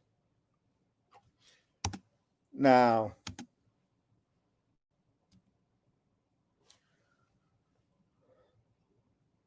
I did say, I do document that there were 2 kill teams at the Audubon Ballroom on February 21st, 1965. I've identified 2 kill teams, Kill Team 1 and Kill Team 2. Kill Team 1 I have identified as the Judas team. This is the team of Judases around Malcolm X within Malcolm's 2 organizations, the Organization of Afro-American Unity and Muslim Mosque Incorporated. The Judas team, Kill Team 1, consisted of, in particular, 5 of Malcolm's chief lieutenants. We've identified the 5 core Judas team members: James Shabazz, Earl Grant, Reuben Francis, Langston Savage, John Gray. These were Malcolm's traitors. This Judas team I have described as Kill Team 1 because in order for Kill Team 2, the shooter team, in order for the shooter team to be able to do what they did, Kill Team 1 had to do their job. The success of the shooter team was predicated upon Kill Team 1 doing their job. And what was their job? Their job was to help strip Malcolm of his security. It was not Malcolm X who gave the instructions, no search, no gun. Malcolm did not give that instruction. James Shabazz and Reuben Francis, Malcolm's traitors, are responsible for the instructions to the men to not search on that day and not to bring any guns. But the Judas team had guns. James had a gun. Reuben had a gun. Langston Savage had a gun. And other members of the Judas team had guns, but they gave instructions to Malcolm's loyal followers to not have a gun. Malcolm had a gun on his person the day he died. It was the Judas team that gave instructions to not search the visitors, and this instruction from the Judas team allowed the shooter team to come in the Autobahn with their weapons. Now, dear brother Zach, I documented all of this in 2022. The Judas Factor, in a paper titled The Judas Factor Revisited. Did James 67X murder Malcolm X? James 67X is James Shabazz. James Shabazz was the chief of staff for, if you will, for Malcolm X. He was the leading secretary. He was the chief lieutenant of Malcolm X. And in this document, which is available on my academia.edu page, I detail the Judas team. That's Kill Team 1 that was in the Autobahn. Kill Team 2 was the shooter team. These are the 5 members who had the guns. They were in an Autobahn with their guns only because Kill Team 1 did their job. Kill Team 2 is the shooter team. Benjamin Thomas, Leon Davis, Thomas Hare, William Bradley, and Wilbur or Kinley. Now, these are the 2 teams, Brother Zach, that I've identified. Kill Team 1, the Judas team, Malcolm's men. Kill Team 2, the shooter team, the ones with the guns.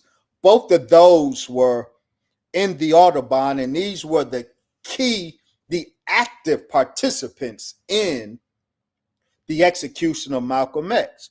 Well, what about this whole 31 agencies thing? It would have behooved you, dear brother, to not rely on my presentations, but to actually engage my scholarship on the subject. What's this 31 agencies? The 31 agencies are never described as a team in the Autobahn, an active team. Kill Team 1 and Kill Team 2 were the active teams in the Autobahn, responsible for the execution of Malcolm X. Now, there were agents in the Autobahn just in case the civilian operation failed, just as in Memphis, there was a civilian team who was contracted to kill Martin Luther King, but there was a military intelligence team set in place in case the civilian team failed. The military intelligence team will complete the job. The exact same thing with the Malcolm X assassination. The 2 civilian teams were responsible for the execution, but just in case either one didn't do their job, there were agencies in the house ready to clean up the operation. Did I make this up? Am I defying reality by making such claim? Well, where did you get that from, Brother Dr. Wesley? It's the great Herman Ferguson, one of the most important witnesses to the assassination of Malcolm X. He was at the Autobahn, and he is a very important source of information, as I'm sure Brother Zach would not deny the importance of Ferguson.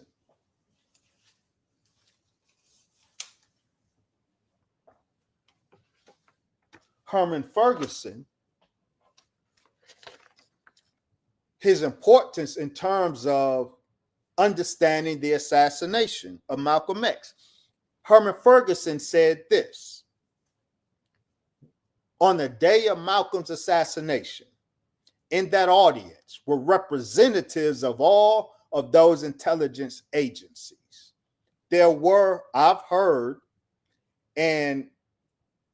it estimated, and I've seen a document that says there were 30 government agencies or agency representatives in there in the audience armed. But their role was to see this execution went down as planned, to ensure that it took place. And I suppose that the people who had been given the responsibility of doing it, if they had faltered in any way, there were other guns there as backup to take over and do it. This is what Herman Ferguson reveals. Now, this is my source, Brother Zach. I didn't make it up. Are you saying Herman Ferguson is playing with history? Are you charging the late Herman Ferguson of defying reality? Now, we don't have to rely solely on Herman Ferguson's testimony in this matter. We know that from the FBI and CIA documents, we know the agencies that targeted Malcolm X. Memos that the FBI sent out regarding Malcolm X, they were routed to the U.S. Secret Service chief, the director of naval intelligence, the Army's assistant chief of staff for intelligence, the chief of counterintelligence division for the Army Air Force Office of Special Investigations. They were directed to the Assistant Attorney General, Mr. Walter Legally. All of these agencies were part of the operation that targeted Malcolm X. We know this because they were getting instant updates of developments, Malcolm X developments, by the FBI. So the fact that, when Herman Ferguson says he read and heard that 30 government agencies were in the Audubon as backup, as plan B, if you will, we can name from other sources some of those 30 agencies that would have been up in there. So Herman Ferguson is not playing with history. Now, to drive the point home, Brother Zach, on February 23rd, you were on Brother Zaid Muhammad's platform, the Malcolm X Commemoration Committee platform. Herman Ferguson is a founding member of the Malcolm X Commemoration Committee. And while you were on the show with Zaid Muhammad, I want to remind you and us what Zaid Muhammad said of Herman Ferguson, the source of the claim that you say I'm defying reality by citing. This is what Zaid Muhammad says in his conversation with you. You did not object to this characterization of the late Herman Ferguson. There's someone I want to acknowledge, and I'll begin my intro. I want to go full screen, Brother Warren, founding please. Members of the Malcolm X Commemoration Committee, who were also members of the Organization of Afro-American Unity, Muslim Mosque Incorporated, and some were also even in the Nation of Islam with Malcolm himself. Baba Herman Ferguson, long live Baba Herman Ferguson, one of the pioneers of the new African independence movement. The Malcolm X Commemoration Committee is very much in the stream and in the tradition of new African independence, one of Malcolm's many original contributions to original revolutionary thought. Baba Herman was the one who brought us together. In the aftermath of Malcolm's death, Herman had two operations, the Big Brotherhood Improvement Association out in Queens and the Jamaica Rifle and Pistol Club, taking the question of self-defense serious. And that became a training ground for a lot of young men and women who will ultimately go into and be responsible for the emergence of the New York chapter of the Black Panther Party. But Baba Herman Ferguson then became, as a consequence of his organizing efforts, a major target of COINTELPRO operations, and found himself being targeted for the conspiring to assassinate two civil rights leaders, right? And of course, that was insane and absurd. But of course, Baba Herman into exile, where he went to Guyana, a young Latin American state, black-led, and helped build that organization's both military and educational infrastructure, and retired a full-fledged colonel from the new state of Guyana by virtue of those contributions, but came back to the United States in 1989 in an attempt to clear his name. Of course, the state being what the state is, they took Herman into custody, and he wound up joining the ranks of our political prisoners. But at some point, he found himself in front of a legendary judge from New York State called by the name of Judge Bruce Wright. Judge Bruce Wright looked at the absurdity of what Herman was charged with, and the fact that a man now in his 70s is still in prison, and ordered his release. Not missing a beat, in his 70s, Baba Herman pulled together some of his comrades and some of us, and we became the Malcolm X Commemoration Committee.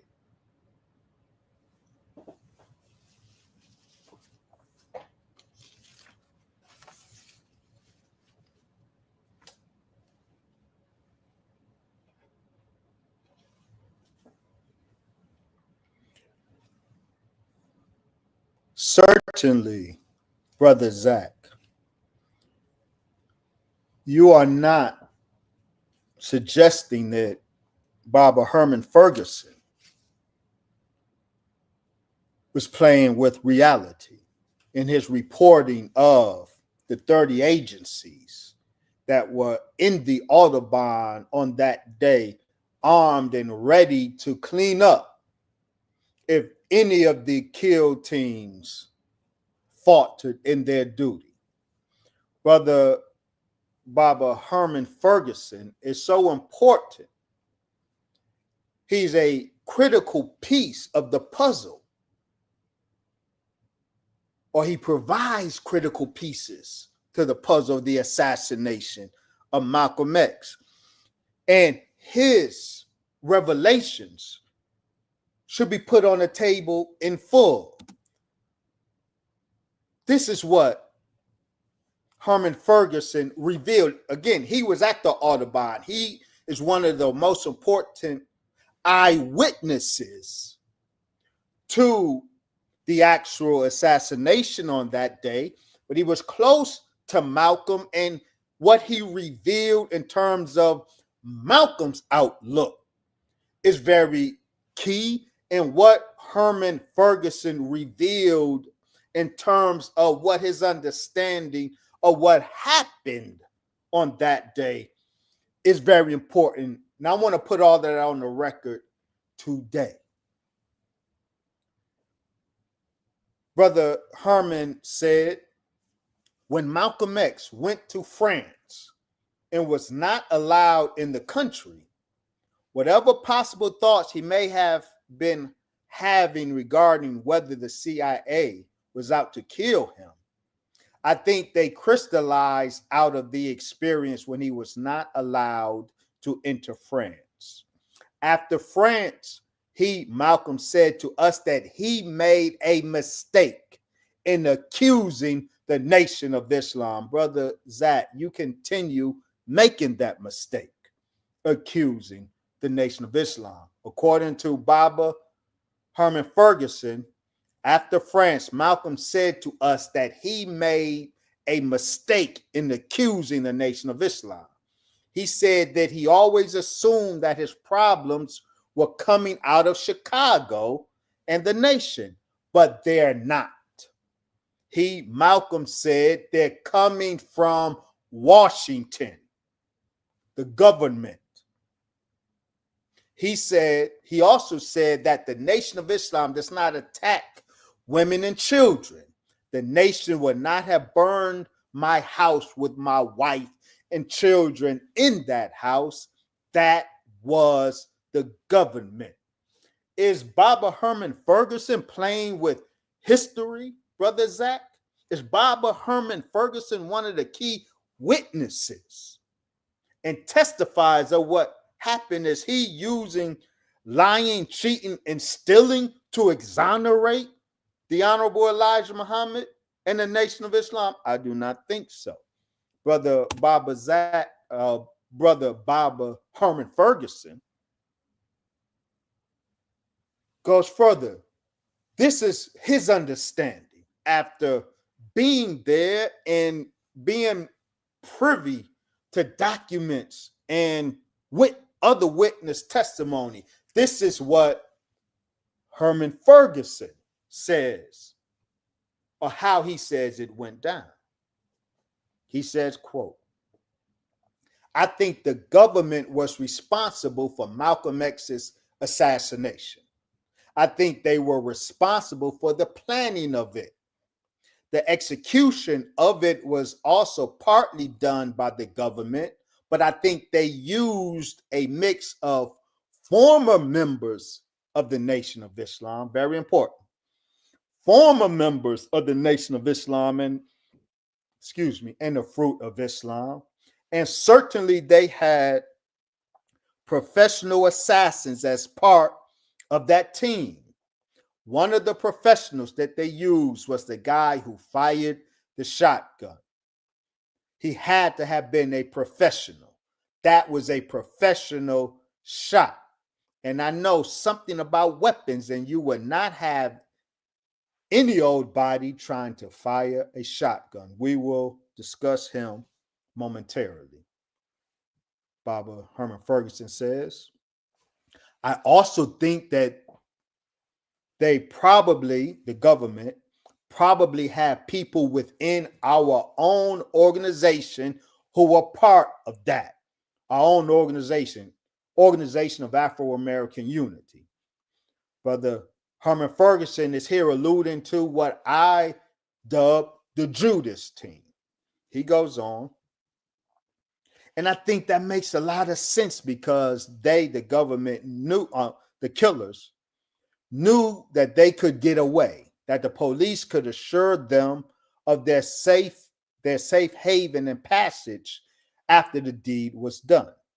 When you stand there and 700 of Malcolm's followers are there and ready to tear you limb from limb, and you have fired all of these bullets and you have no more bullets, you are not going to get away without help.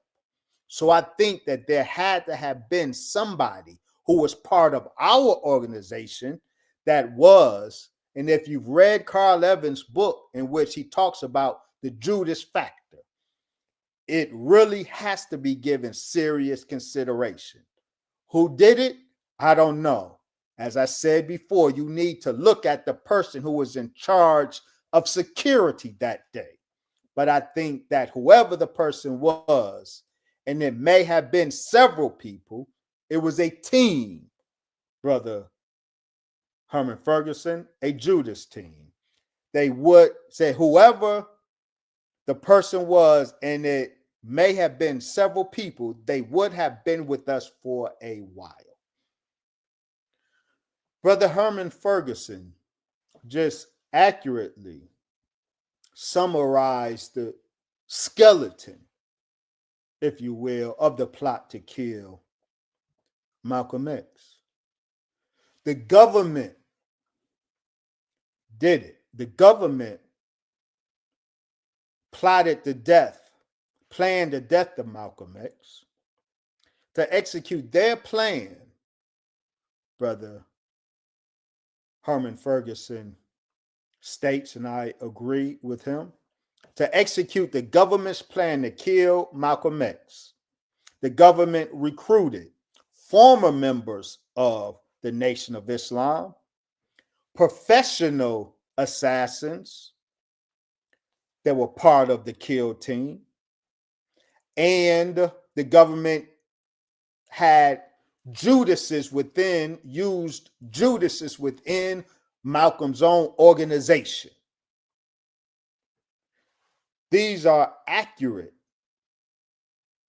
accounts of the plot to kill Malcolm X, and we have developed and we put flesh on the skeleton that Baba Herman Ferguson has given us. Now, I do not believe, dear Brother Zach, that you would accuse Brother Baba Herman Ferguson of making up ish like Trump and them. I do not believe that you would accuse Baba Herman Ferguson of lying, cheating, and stealing with history. I submit that Brother Herman Ferguson's account, as just given, aligns with all of the research that I have been able to do thus far. Last clip from Brother Zach, and I'll address that and then we will be finished for tonight. Now, you are the inner workings Go for a of screen, Brother Malcolm's, Warren. slaughter, as far as the Nation of Islam was concerned, and it's just a horrible, despicable story.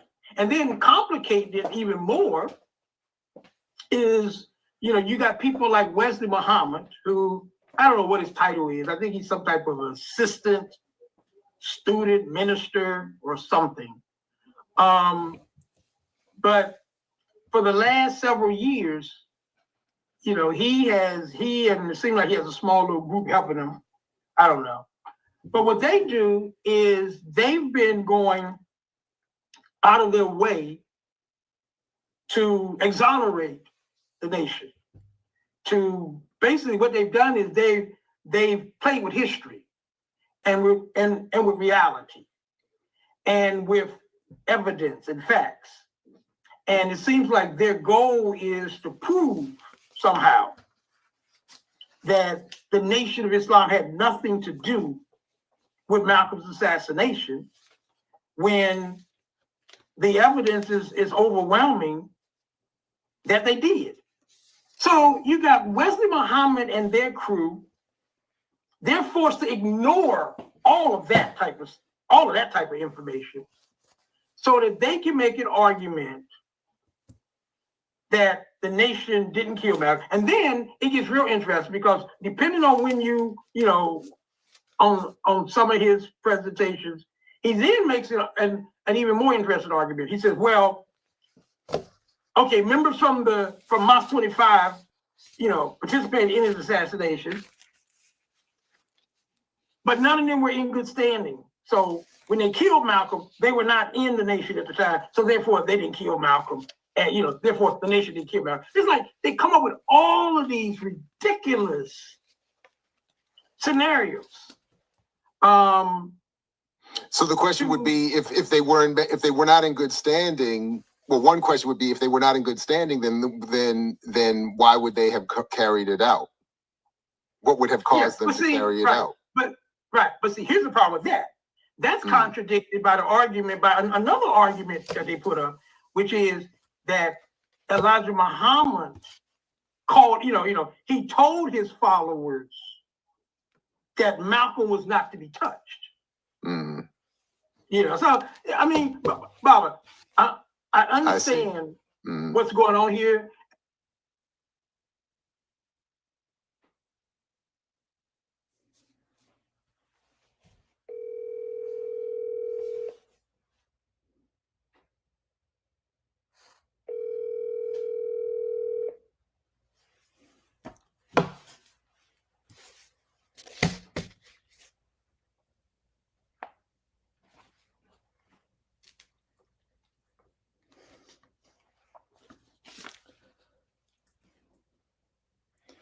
Brother Dr. Jared, when you say you see, you know that didn't make any sense whatsoever. You know, Brother Zach's argument there was not intelligible at all. Let's unpack this and then we go home. We shut this down.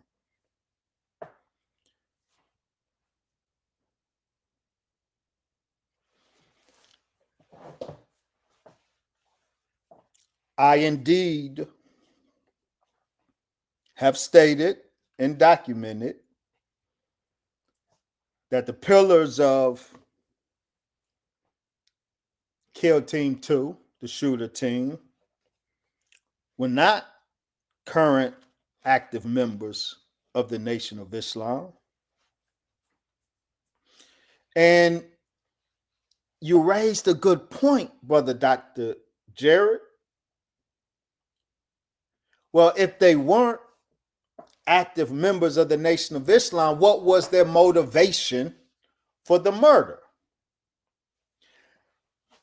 Oddly, Brother Zach replies to that by saying, well, the answer is the Honorable Elijah Muhammad ordered his followers to leave Malcolm alone. How is that an explanation, an answer to your question? How does that account for Muslims not active in the mosque being motivated to kill Malcolm? When the Honorable Elijah Muhammad said, leave Malcolm alone, you were pushing the right button. The fact of the matter is, those outside the mosque got motivation from outside the mosque.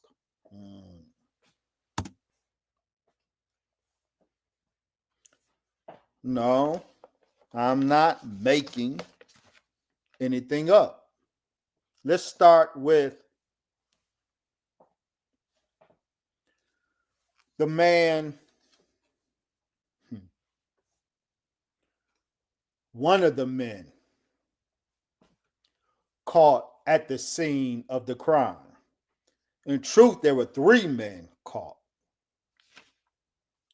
The other 3 disappeared. We know who they are, but we'll stay here right now. Talmadge Hare, also known as Thomas Hagen. Talmadge Hare, the sacrificial patsy. He was caught at the scene of the crime. He used the .45 to shoot Malcolm. Now, Talmadge Hare, he's the one that, through his affidavits, presented to attorney William Kunstler, and his subsequent interviews and confessions, we know some of the broad outlines of how the plot unfolded from the perspective of Kill Team 2, the shooter team. Now, I have said and shown that I do not believe all of Talmadge Hare's evolving confessions and testimony are credible. There was some misrepresentation over the years in Talmadge Hare's testimony, but there's good testimony from Talmadge Hare, especially when his testimony is corroborated by other sources. Now, Talmadge Hare, the one who was caught at the scene of the crime, he's one of those, Brother Zach, that was not in good standing. At the time, he pumped bullets from a .45 into Malcolm X's prone body. Talmadge Hare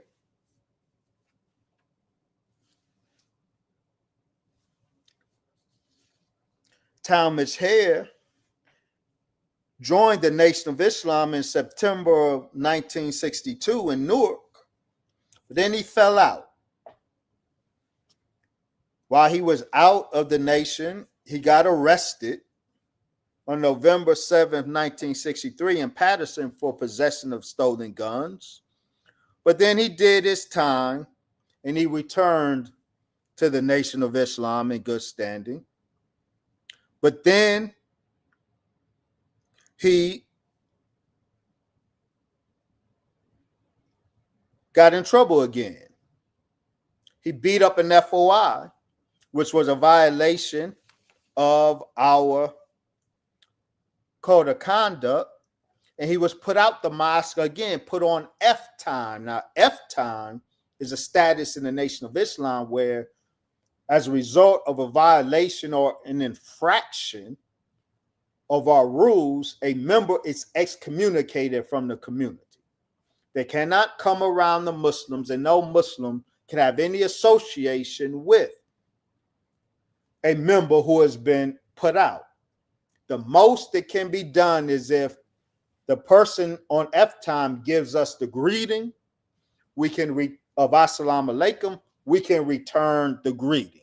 We cannot conversate, we cannot have any dealings with a member who's put on F time, put out of the mosque for a specified time.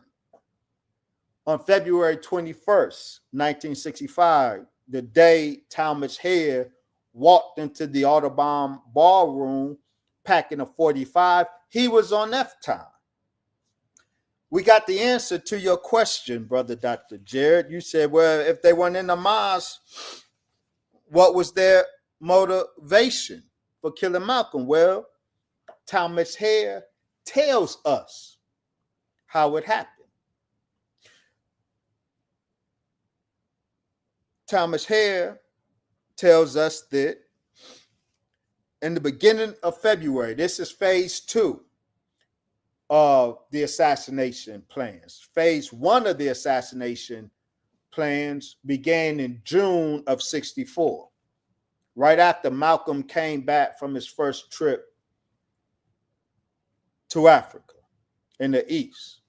In June 64, the government began phase 1 of its plot to assassinate Malcolm X. That was when they recruited the 5-man shooter team, paid and trained the 5-man shooter team. But when Malcolm left again in July to go back to Africa, he was out of the reaches of the domestic shooter team.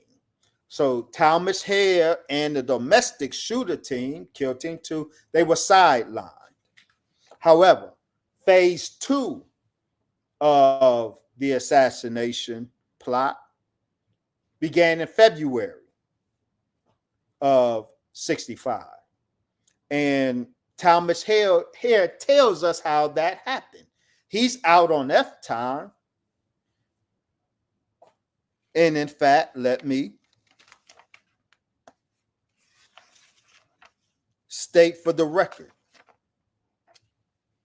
that it was journalist Eric Norden, a very important journalist who in 1966 discovered the details of the arrangement that was made with Talmadge Hayer. In February, Talmadge Hayer was in New York, and he was approached by someone who was not in the Nation of Islam. Talmadge Hayer states this. And this person who approaches Talmadge Hayer in February in New York tells him that the plans to assassinate Malcolm are back on because he was first recruited in June. But when Malcolm left out of the country in July, they were sidelined. Talmadge Hayer thought the matter had resolved itself. It was over. But in February 65, he's in New York. Someone not in the Nation of Islam, approaches him and tells him it's back on and offers Talmadge Hayer $3,000, which in today's money is $26,000. This person offered Talmadge Hayer in New York the equivalent today of $26,000 to kill Malcolm X. And so Kill Team 2 were mercenaries. They were hired killers. Talmadge Hayer was offered the equivalent today of $26,000. We can imagine what the others were offered. But that was his motivation, Dr. Jared. They were mercenaries. Talmadge Hayer was on that time. He was out of the mosque, and while out, he was approached by someone not in the nation and offered money to carry through with the plans to assassinate Malcolm X.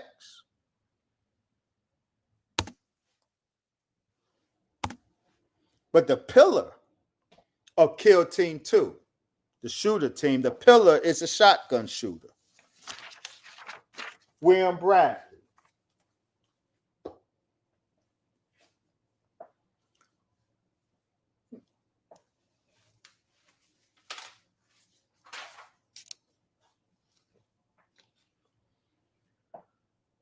Malcolm X was actually killed by the blast of the shotgun.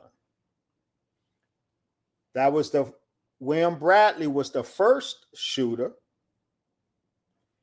When he emptied both barrels of a J.C. Higgins sawed-off shotgun into Malcolm,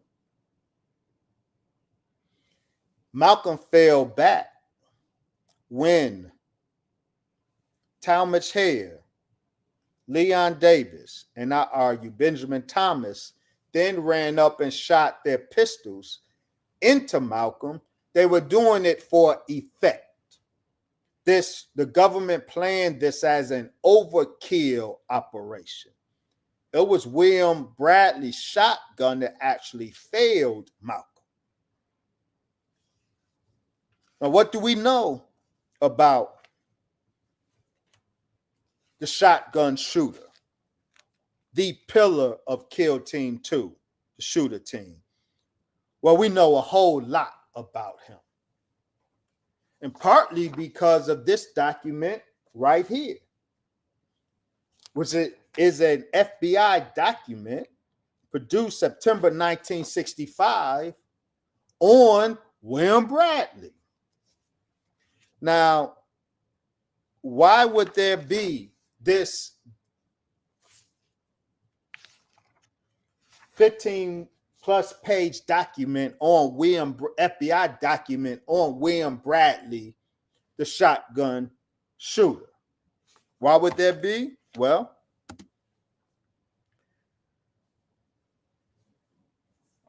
on Friday, November 15, 2024, when Attorney Crump and the Shabazz family announced the $100 million lawsuit against the government for coordinating the assassination of Malcolm X, one of the members of the legal team, Attorney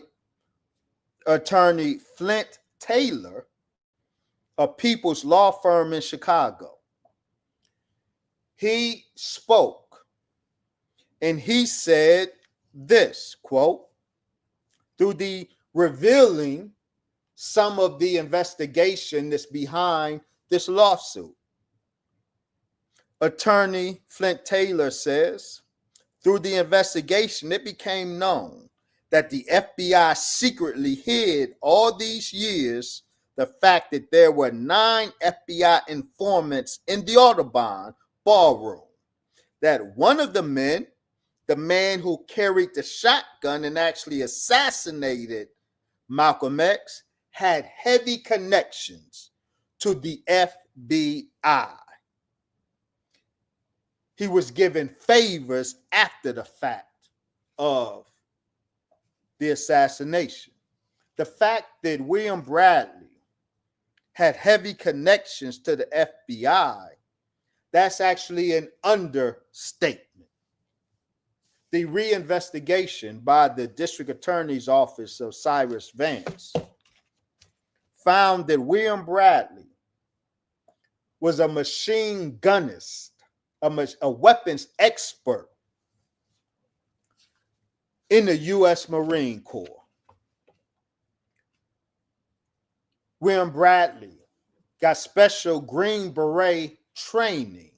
And this is important because, as I show, the Green Berets were who the CIA used to commit assassinations. William Bradley, a professional weapons expert trained by the Marine Corps, then given special Green Beret training, he also had a very deep connection to the New York Police Department. In fact, William Bradley, it turns out, and Ray Wood were both New York police officers. Now, this is very important. The testimony of Ray Wood is extremely important here.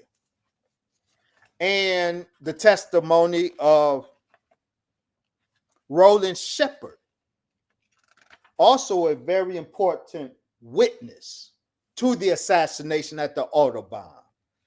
It's very important. And these two testimonies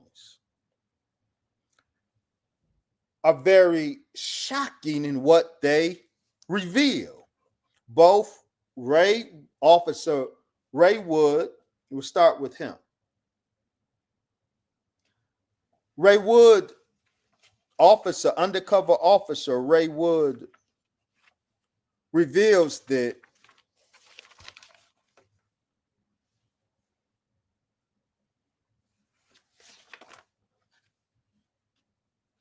hold on, let me get the specific.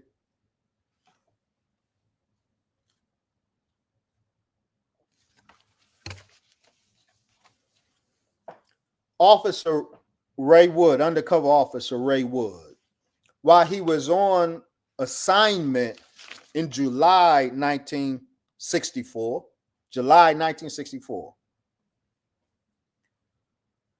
he was undercover. He had infiltrated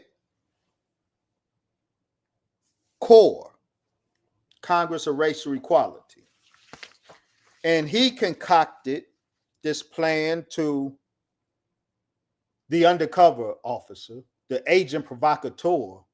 He got other members of CORE to attempt to make a citizen's arrest on the New York mayor, Robert Wagner.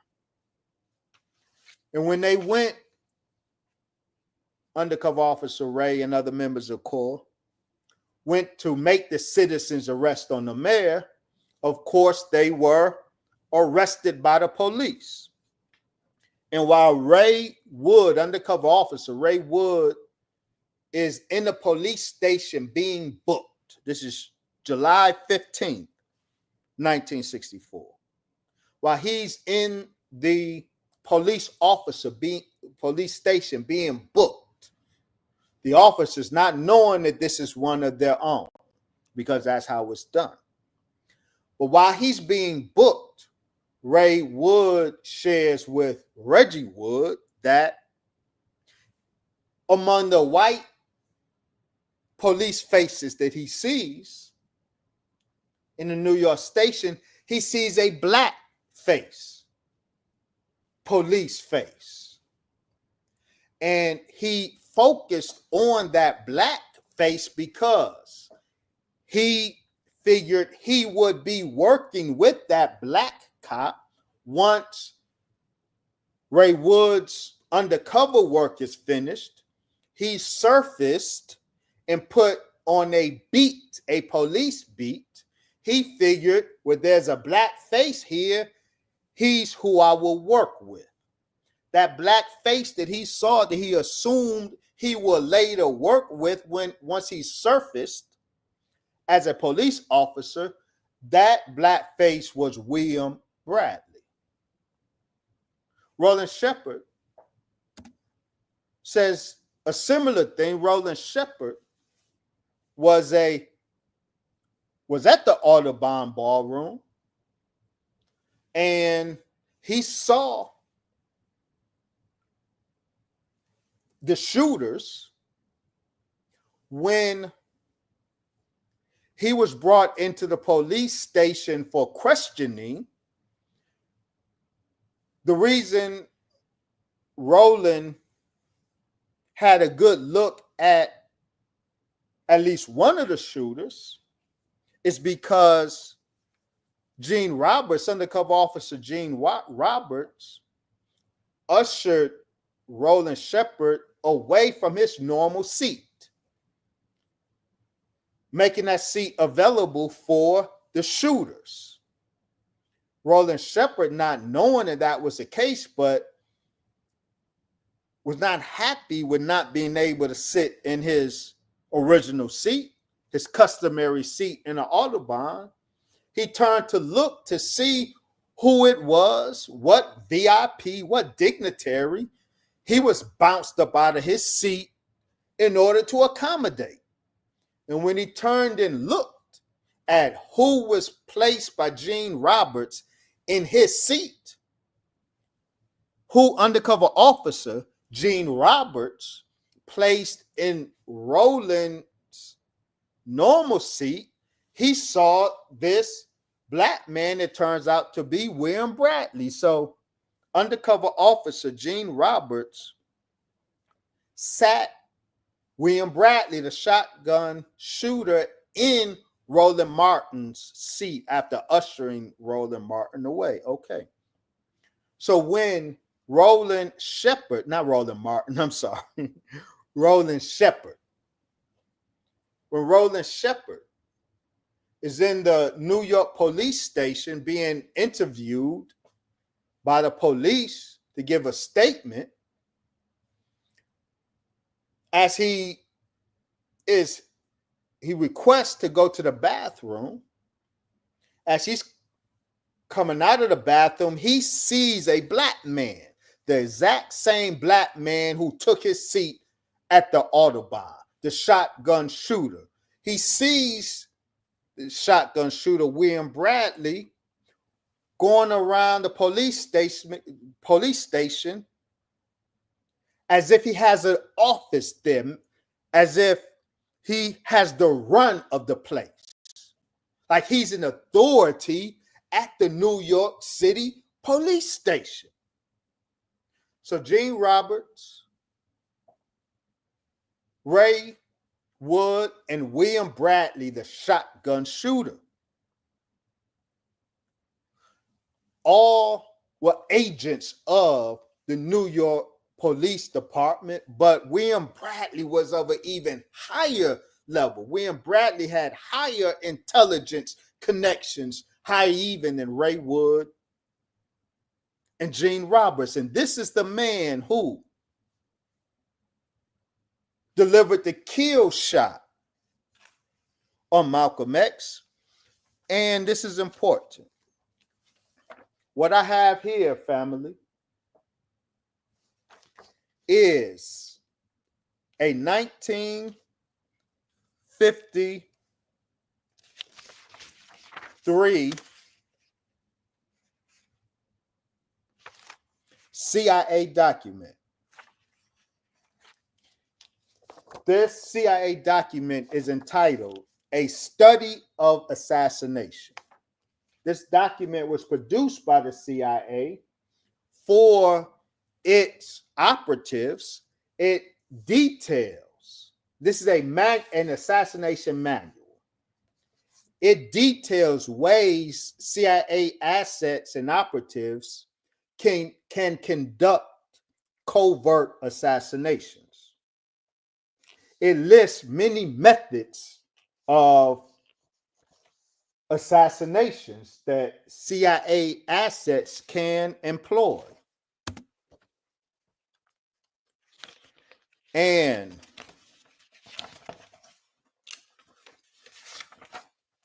why did William Bradley, the intelligence asset, the Green Beret, the Marine Corps weapons specialist, the NYPD officer, why did he use a shotgun to kill Malcolm? On page 13 of this CIA assassination manual, it says, and it recommends, in guarded assassination, a large bore shotgun is a most effective killing instrument as long as the range is kept under 10 yards. And William Bradley delivered his kill shot 8 yards from the stage.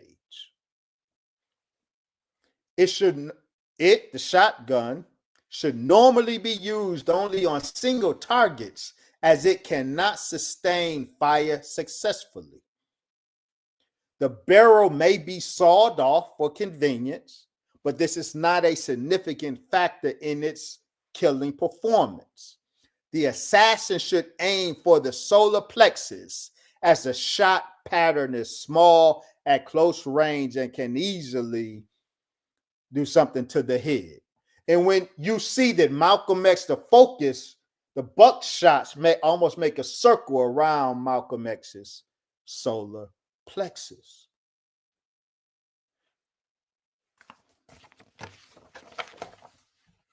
William Bradley, the shotgun shooter, was following this CIA manual when he unloaded a sawed-off shotgun into the chest, aimed at the solar plexus at Malcolm X, less than 10 yards from his target. Beloved,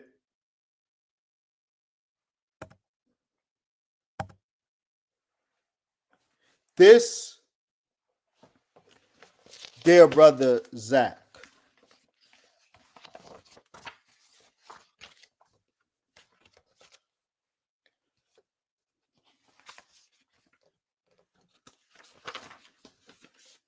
this is why I can agree with your statements. You say, quote, it is reasonably possible that at least one of the assassins was an FBI asset. Yet my gut feeling is that none were, simply because it was not necessary. Your gut feeling tells you that none of the killers were FBI assets. Well, your gut feeling was very, very wrong. You say it seems unlikely that any of the 5-man murder team were agents. The government did not need to use its own agents. The government absolutely used its agents and assets to execute Malcolm X. I'm going to close on this, going back to the lawsuit. The lawsuit filed by the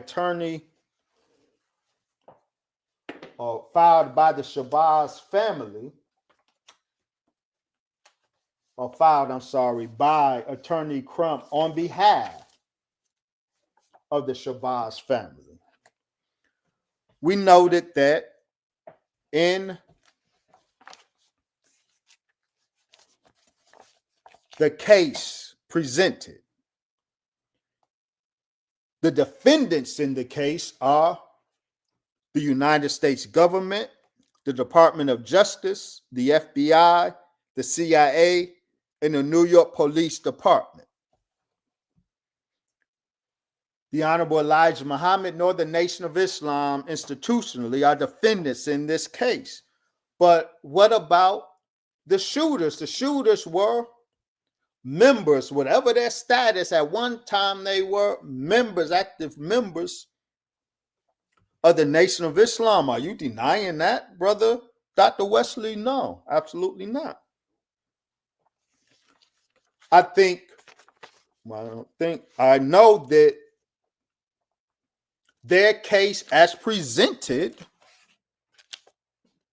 in this lawsuit is actually pretty accurate. According to the filing document,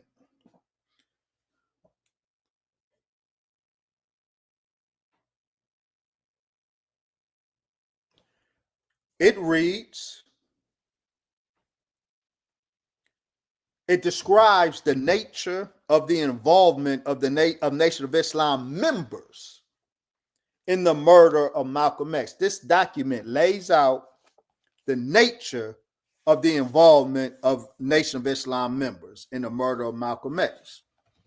It says, quote, the NOI involvement and participation in the assassination resulted from the urging, threats, manipulation, facilitation, and or subversive use of informant provocateurs and undercover agents within the NOI. And this in urging and manipulation was done by agents, supervisors, higher level officials, and leaders of the FBI and the NYPD. Regarding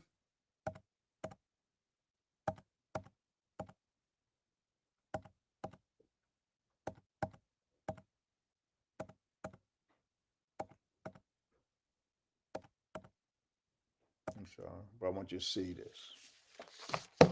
Regarding the 5-man shooter team, in particular, Kill Team 2, the investigation behind this lawsuit found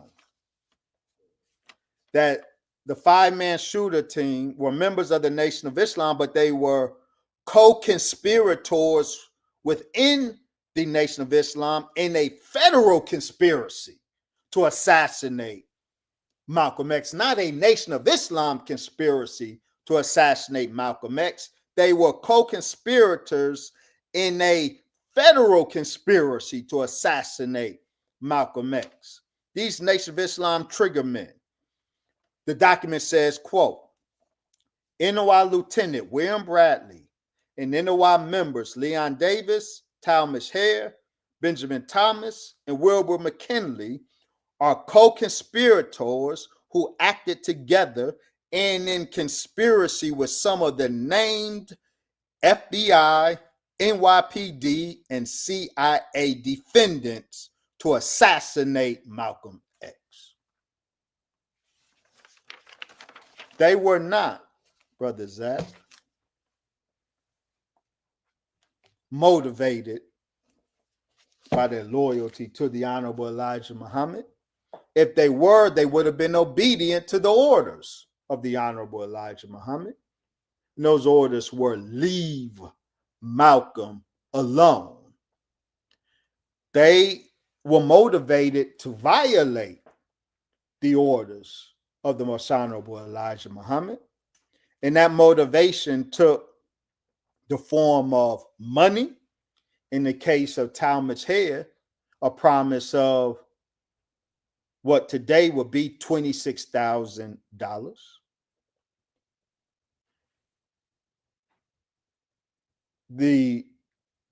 It came in the form of threats.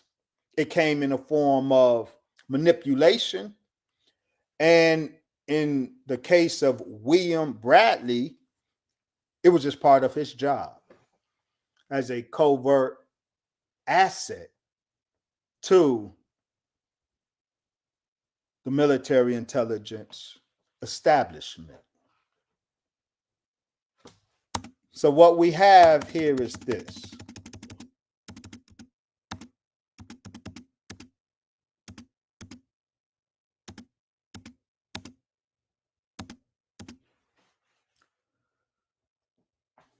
This is how we are to understand the plot to kill Malcolm X. That black Muslim shooter team, that's low-hanging fruit. I've put together this graph, the conspirators' concentric circle. in my document,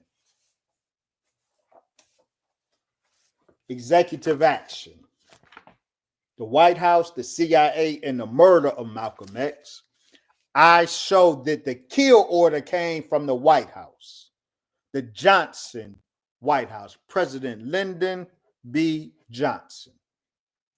That's the inner circle of the conspirators' concentric circle. The White House order was passed to the U.S. intelligence covert operations apparatus. They utilized the New York Police Department, the Bossy Unit in particular.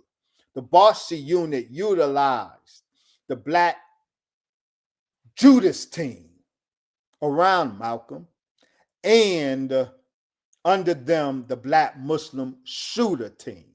So these Black Muslims are the low-hanging fruit of this conspiracy. We've detailed and documented the larger conspiracy, and we have made our research and documentation available. I'm finished now. You can bring me up, Brother Warren, as I close out.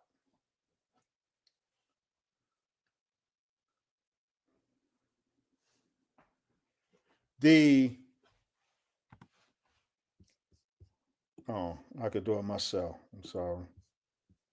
There we go.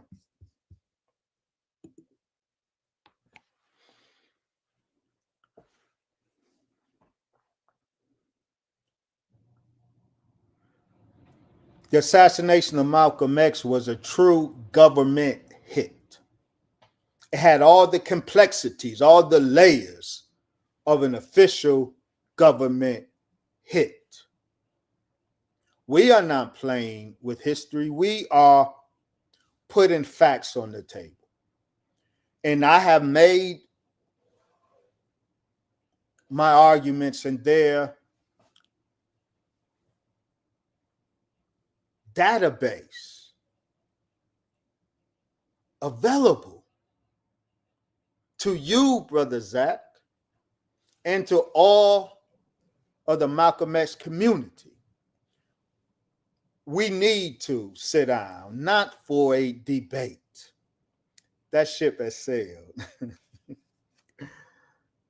We need to sit down for a dialogue. You, me, Sister Tamara Payne, Brother Carl Evans, Brother Zahir Ali, all, Brother Herb Boyd, all of us who are engaged in Malcolm X scholarship.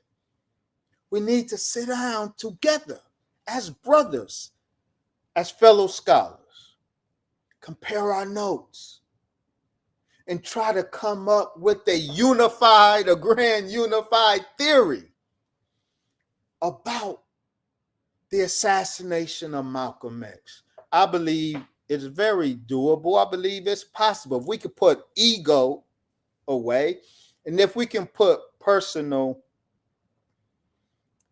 prejudice away, then I think the community will benefit.